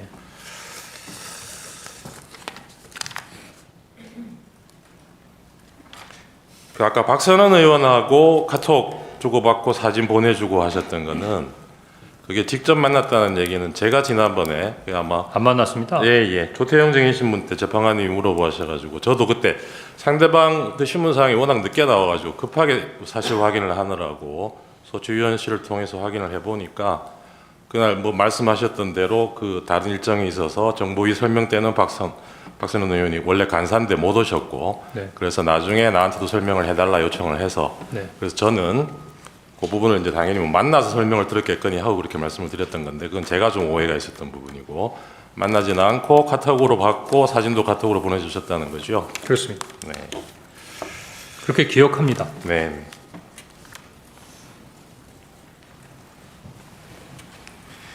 증인 처음에 대통령한테 전화 받고 이번 기회에 싹 다 잡아들여라.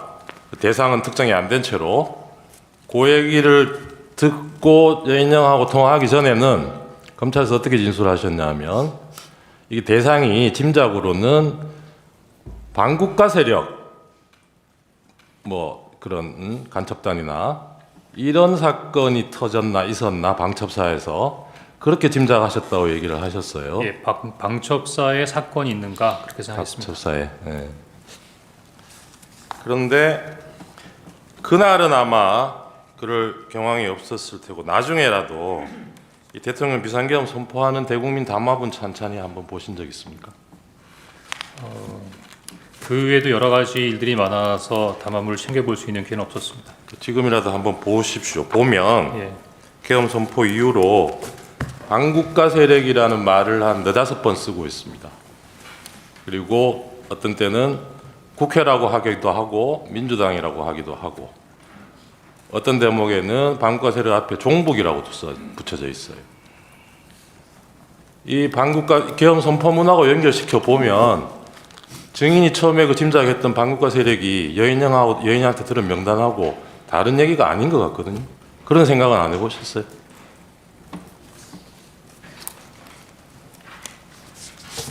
피창구 의원이 이 대국민 담화문에서 얘기하고 있는 반국가 세력은 글쎄 그 증인은 뭐 그 당시에는 그걸 모르셨다니까 나중에라도 한번 보시고 예, 그렇게 판단해 하겠습니다. 보십시오. 네.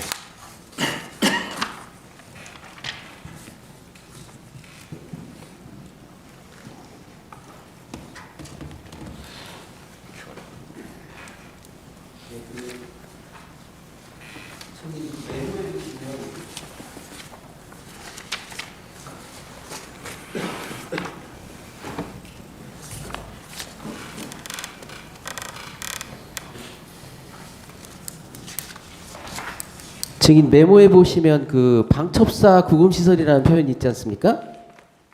기억나시나요? 증인이 하신 메모에 보면 방첩사 구금시설. 혹시 그거 이제 여인영 그 방첩사령관한테 직접 들으신 거 그대로 메모하신 거죠? 네, 혹시 그 방첩사에 구금시설이 있다라는 거 없다라는 거 알고 계셨나요? 모릅니다. 즉 갑 29-10호증 한번 제시해 보겠습니다. 수사기록 3928쪽인데요. 그대로 읽어드리고 나면 이게 김대우 방첩 수사단장 진술조서인데요. 그리고 나서 사령관님이 저한테 구금시설이 어디 있냐면서 방첩사에 구금시설이 있냐고 물어보았습니다. 이런 표현이 있습니다.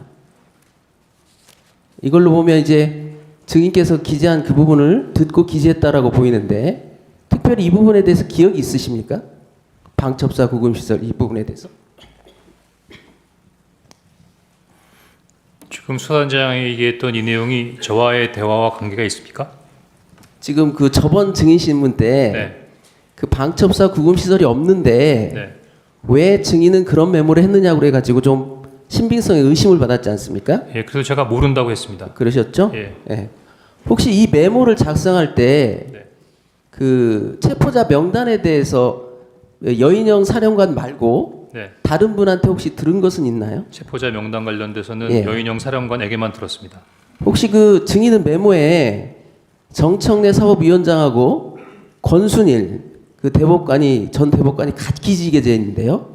같이 네. 그 부분 혹시 정확히 기억하시나요? 지금 죄송합니다만 질문을 한번 다시 해주겠습니다. 메모에 보면 네네. 권순일 그 전 대법관하고 네. 그다음에 정청래 사법위원장이 같이 기재돼 있습니다. 네네. 근데 이제 다른 많은 메모들이 있는데 네. 이 두 분이 같이 기재돼 있거나 네. 같이 언급된 수사 기록이 없어서 그래요. 저는 전후좌우 없이 그냥 받아 적은 것뿐입니다. 그래서 뭐 인원이 어떻게 구성되어 있는가 그런 것까지는 기억이 안 나고 그냥 받아 적어서 그 명단을 그대로 메모에 유지해 왔다 이렇게는 예, 말씀드립니다. 마지막으로 한 가지만 더 물어보겠습니다. 예. 그 조지호 경찰청장 진술에 의하면 네. 체포자 명단이 처음에 15명이라고 했고 네. 그 이후에 한동훈 대표가 추가돼서 최종적으로 16명이 정리됐다고 해요. 네. 근데 증인 메모에 보면 16명인가 14명인가 둘 다 기록돼 있고 네. 오히려 16명이 삭제됐는데 네.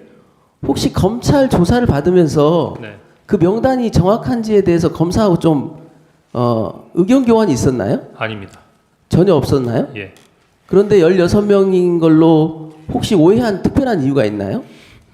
제가 첫 번째 메모를 하고 두 번째 메모를 옮겨서 다시 한번 복기를 하는 과정에 제가 말씀드렸지만 4일 오후에 이렇게 쭉 보다 보니까 그 다음날 굉장히 바쁘게 지나갔지 않습니까? 근데 12명의 명단은 확보가 돼 있어요. 근데 2명은 확실히 들었어요.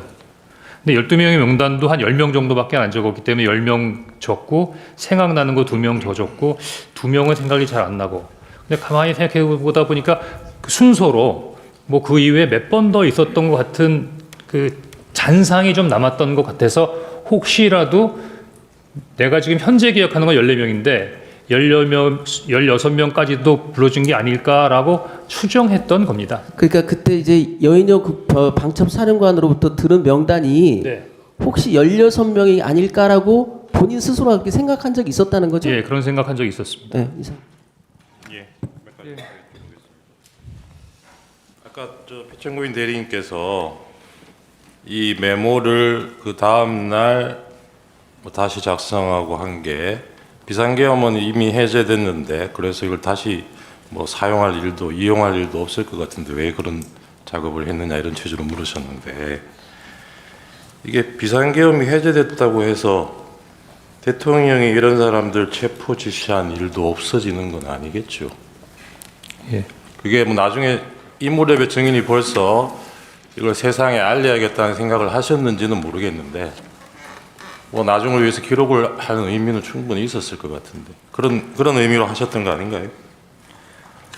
정보기관원의 특성상 뭐를 드리면 기억하거나 메모하거나 알려고 노력하는 부분이 습관이었던 것 같은 거고요.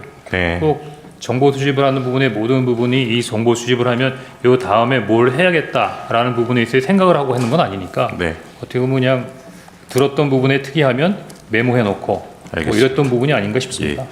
그 국정원에서 지난번 증인이 증언하고 난 뒤에 이 보좌관들하고 이 메모 작성 경위에 대해서 자체 조사를 한 것 같아요. 지난번 지난- 조태영 원장이 나와서 그렇게 증언을 네. 했거든요. 네. 그 조태영 원장도 인정한 부분이 나중에 그 다음 날 작성된 그 메모지하고 전날 증인이 원래 메모지나 정사시킨 거기에 인원수가 거의 일치한다는 것은 국정원에서도 확인을 했다 그래요. 그러면 이게 메모 버전이 뭐 몇 개 있지만 그 내용은 동일하고 그 다음에 여인영이 얘기한 상대방이 증인뿐만이 아니에요. 지금은 뭐 아시겠지만 저 부하 군인들도 있고 조지호 경찰청장도 있고 그래요. 그게 지금 14명, 뭐 15명, 16명 한두 명 차이가 나기는 하지만 앞에 뭐 12번째까지는 똑같습니다. 그게. 그런 내용이 확인되는데 지금 피천구인이 문제 삼으시는 통화 장소가 어디였고 메모를 어디에 했고 이게 이 메모의 신빙성하고 무슨 관계가 있는지 저는 잘 모르겠거든요. 정보를 많이 다뤄보신 분께서 어떻게 생각하십니까? 저는 지금 여러 가지 오해나 여러 사람들에 대해서 이야기를 하는 과정에서 보좌관한테 정설한 모습이 천만다행이라고 생각합니다. 만약에 제가 혼자만 가지고 있었고 혼자만 썼다면 누가 제 말을 믿어주겠습니까? 도리어 이번에 그 국정원장께서 저희 보좌관들을 조사하는 과정에서 이게 명단을 받던 사람의 어떤 증인이 나온 것 같다는 생각이 들고요.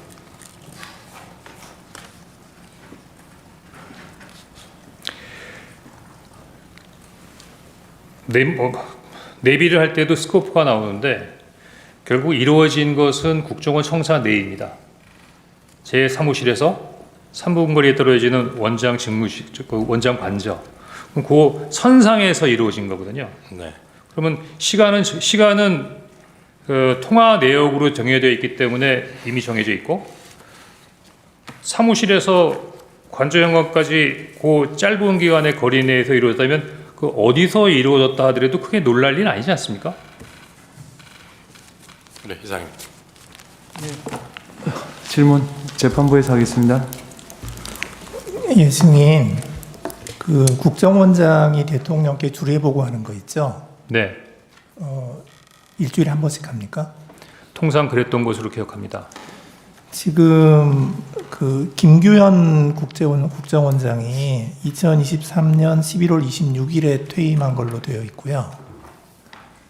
그리고 조태용 국정원장이 2024년 1월 16일에 취임을 했거든요. 네, 그러면 그 중간에 한 달 반 정도 네, 기간이 비는데 네. 그 기간 동안 주례보고는 누가 합니까? 제가 그 기간 동안에 직무 대리를 했고요. 그 기간에는 주례보를 안 했습니다. 안 필요하면 그때는 국가안보실장에게 필요한 정보를 제공했습니다. 예. 그 증인은 지금까지 그 피청구인을 총 몇 번 정도 만났습니까? 그러니까 몇 번 만났냐 예, 말씀이시죠? 만난 적. 예. 제가 기억하기로는 8번입니다. 아까 뭐 길에서 보고 그런 거 말고 그런 거 말고 6번 정도라고 기억합니다.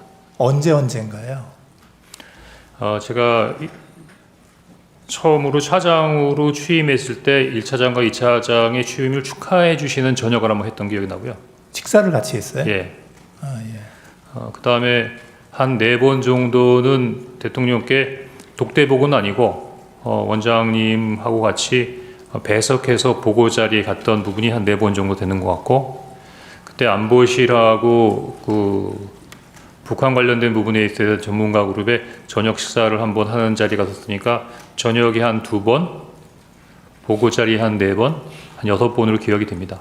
그럼 그런 자리 그 자리에 참석한 인원은 그렇게 많지 않은 그러니까 제 말은 대통령하고 이렇게 대화가 좀 오가는 그런 식사였나요? 거기 있는 비서실이나 안보실 관계자들도 다 같이 있는 부분이니까 크지는 않더라도 원탁 정도가 채울 정도에 있어서 인원들의 저녁 식사였던 것 같습니다. 예. 지금 제가 이걸 물어보는 이유가 뭐냐면 그날 대통령실에서 이제 국무회의 할 때 이제 조태용 국정원장이 그 자리에 있었다는 거거든요. 이제 그런데 그거를 제껴놓고 그러니까 원장을 제끼고 지금 1차장한테 전화를 했다는 게 조금 약간 좀 이상하고요. 그 다음에 통화 내용 자체도 굉장히 그 단도직입적이에요. 뭐 바치, 비상계엄 발표하는 거 이러면서 시작했다는 거니까 증인과 대통령은 이게 서로 상대방에 대해서 상당히 어느 정도 인식하고 잘 아는 그런 사이였나요? 대통령께서 어떻게 생각하시는지 잘 모르겠지만 저는 그 충심으로 모셨던 것 같습니다. 아니요, 그런 것보다는 이렇게 뭐 이런 대화가 좀 전혀 뭐 초면에 이런 얘기 하기는 어렵잖아요. 초면에 하면 나 대통령인데 뭐 이런 얘기부터 해야 되는 거 아니에요. 근데 지금 제시하는 거 잘 들어. 뭐 이렇게 얘기를 해야 되는데 이건 그냥 봤지. 비상계엄 발표하는 것부터 대화가 시작됐다고 하니 그 정도 얘기할 사이가 되는 거냐고요. 그 부분에 대해서는 제가 뭐라고 답변 드려야 될지 잘 모르겠습니다.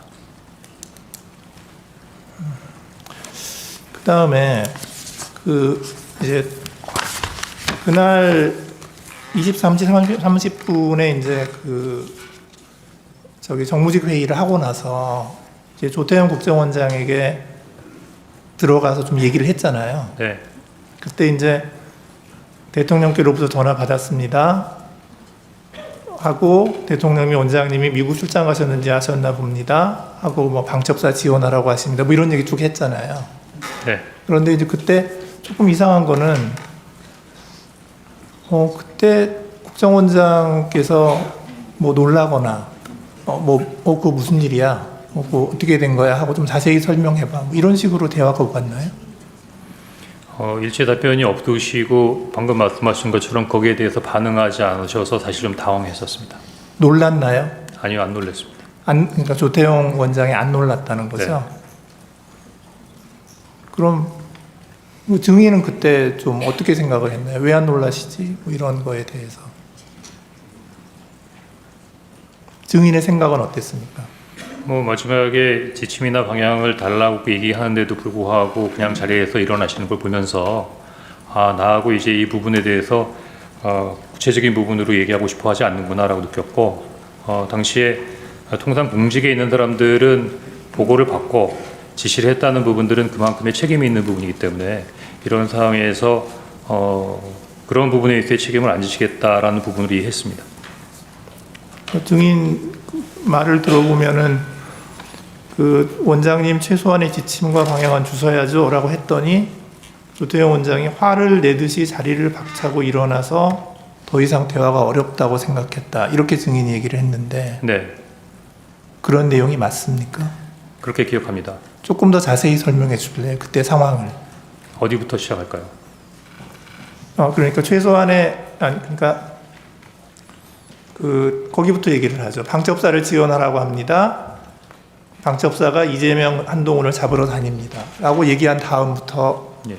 끝까지. 그래서 전화를 받았다는 부분하고 방첩사를 지원한다는 내용까지는 평이한 내용이라고 생각할 수 있는데, 방첩사가 이재명, 한동훈을 잡으러 다닌답니다 그러면 다소 놀라시거나 거기에 대해서 특별한 관심을 표할 거라고 제가 생각했거든요. 그런데 내일 아침에 얘기하자라는 말씀이 조금 당황스러웠고요. 저는 지금 지시를 받아서 뭔가 해야 된다는 생각도 있고 또 구체적인 부분의 내용을 알고 있는데, 그런 부분을 원장님하고 상의하고 싶거나 아니면 보고 드려야 하는 상황에서 뭐가 딱 막힌 느낌이 들어서, 아니 저기 기본적인 부분에 대해서 지침이나 방향을 주셔야자는 말씀했는데 아마 그 부분에 대해서 조금 아침에 얘기하기로 했는데 뭐 이렇게 말이 많아, 뭐 이런 식의 반응이시지 않았나 생각합니다. 예, 알겠습니다. 예, 감사합니다. 의견 진술 의견 진술 기회 좀 들어보고 또 하시죠. 예. 의견 진술 기회 드리겠습니다. 의견 진술 기회 드리겠습니다. 먼저 저도 12월 4일인가 아마 4일인 거로 기억이 되는데, 여인영 방첩 사령관이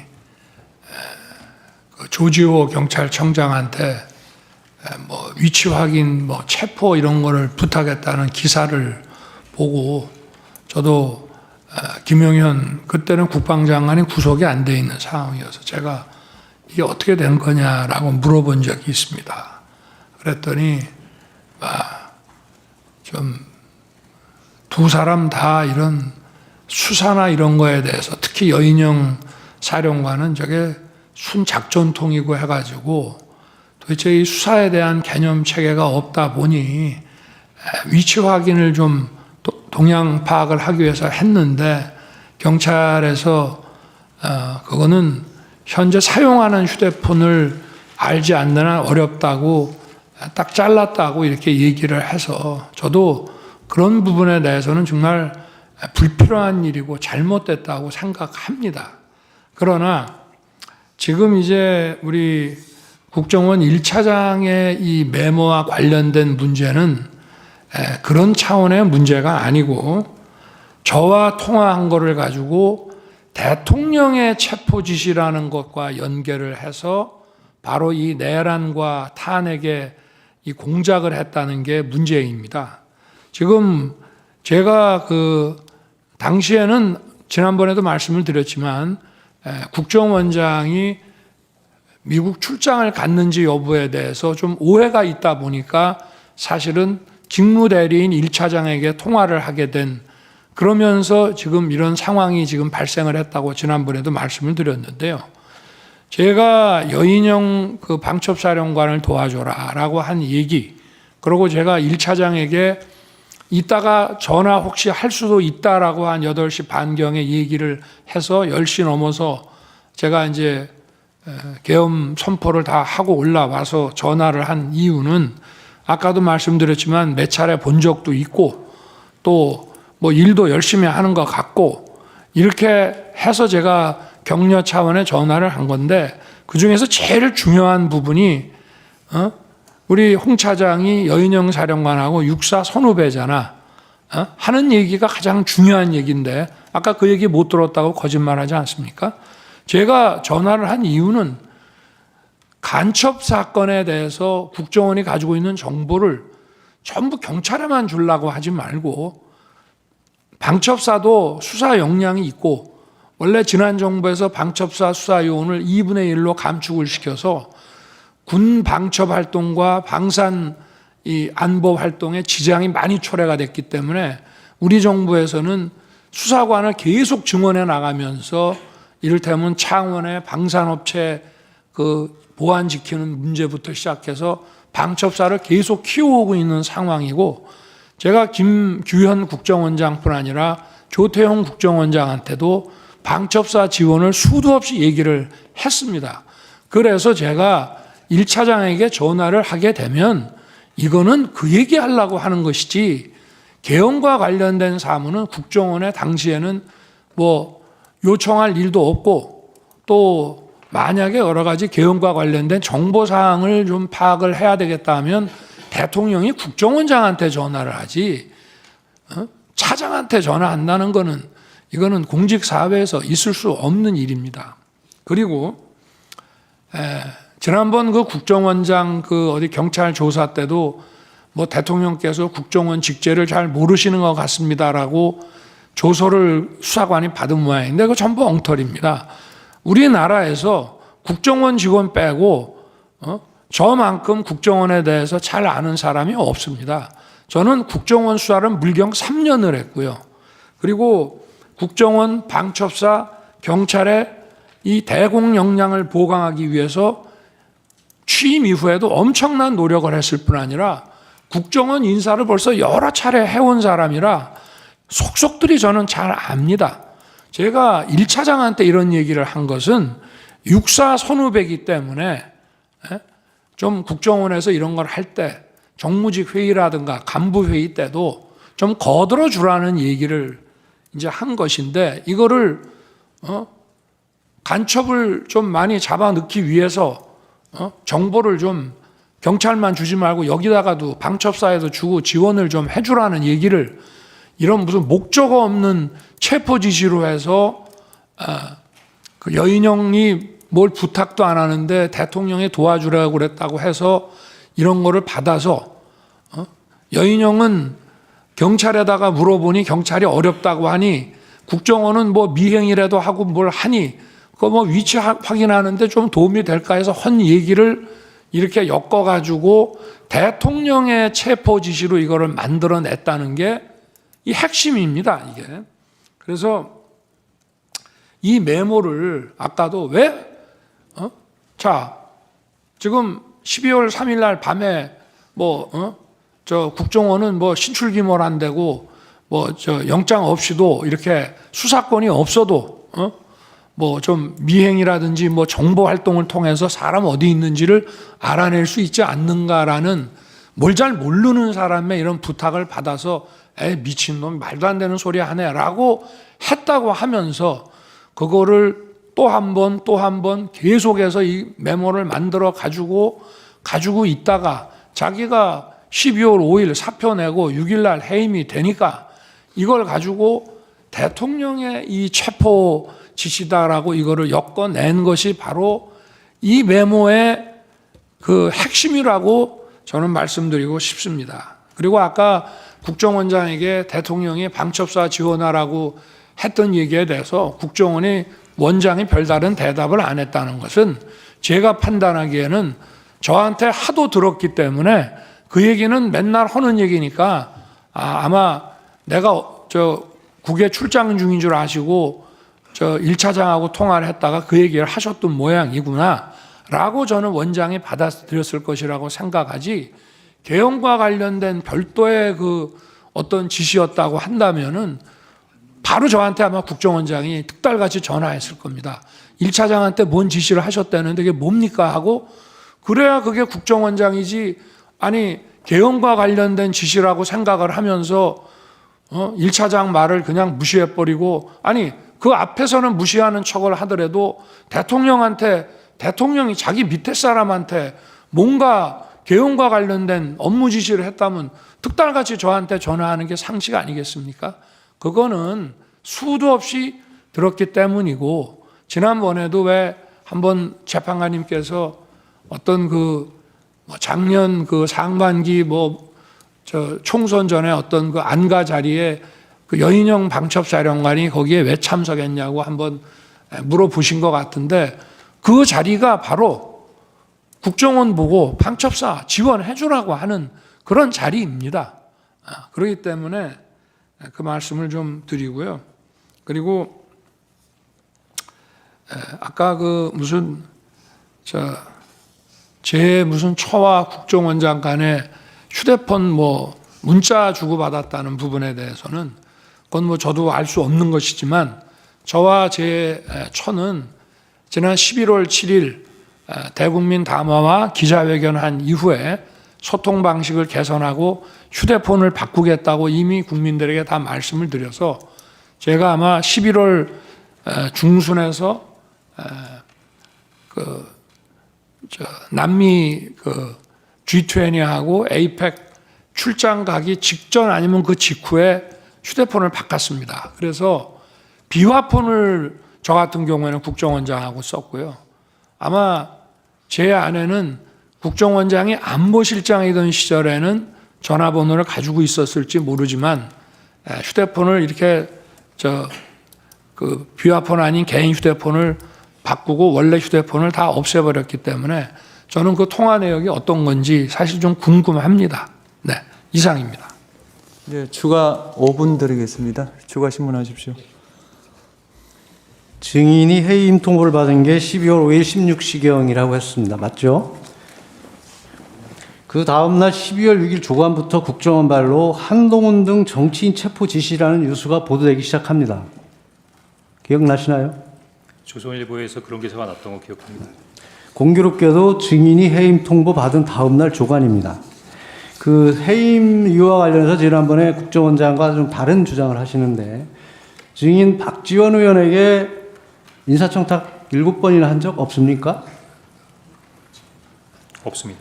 없습니까? 그럼 증인이 직접 하지 않더라도 누구 다른 사람을 통해서 한 적은 있으십니까? 없습니다.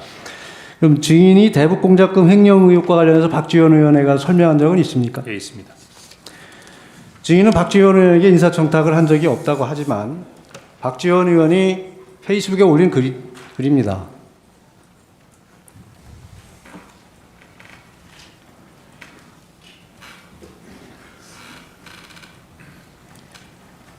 인사청탁이나 했다면 홍 차장을 질책했고, 대북공작금 유용비리 의혹에 대한 질문에 홍 차장은 대면 보고하겠다고 답변했다.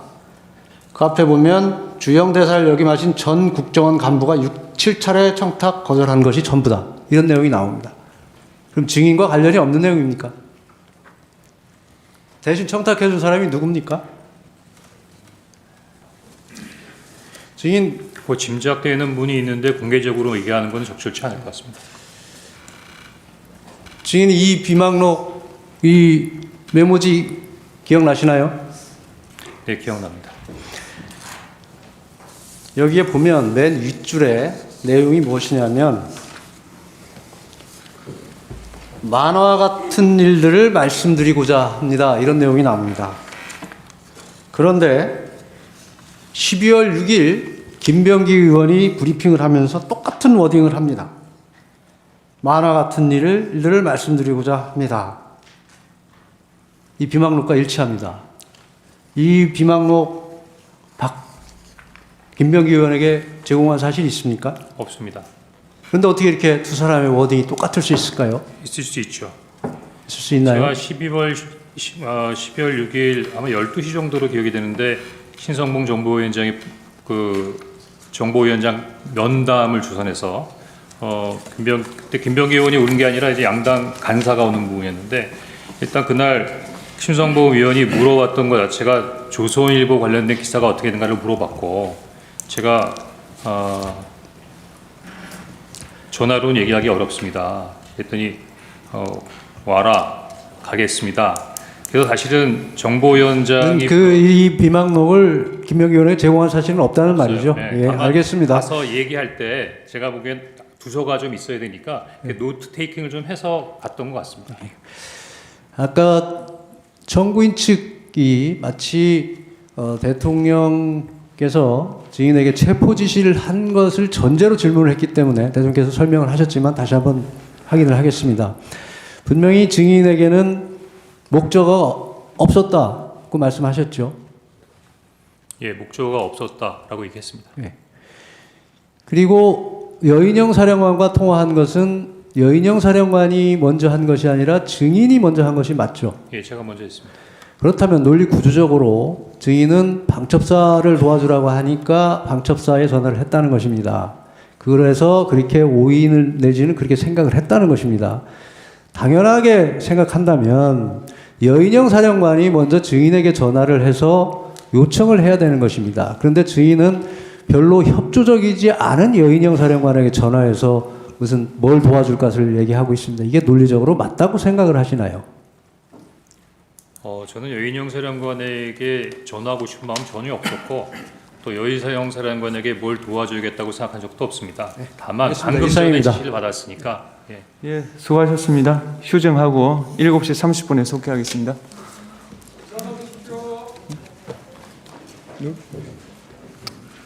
뭐라고? 예, 돌아가십시오.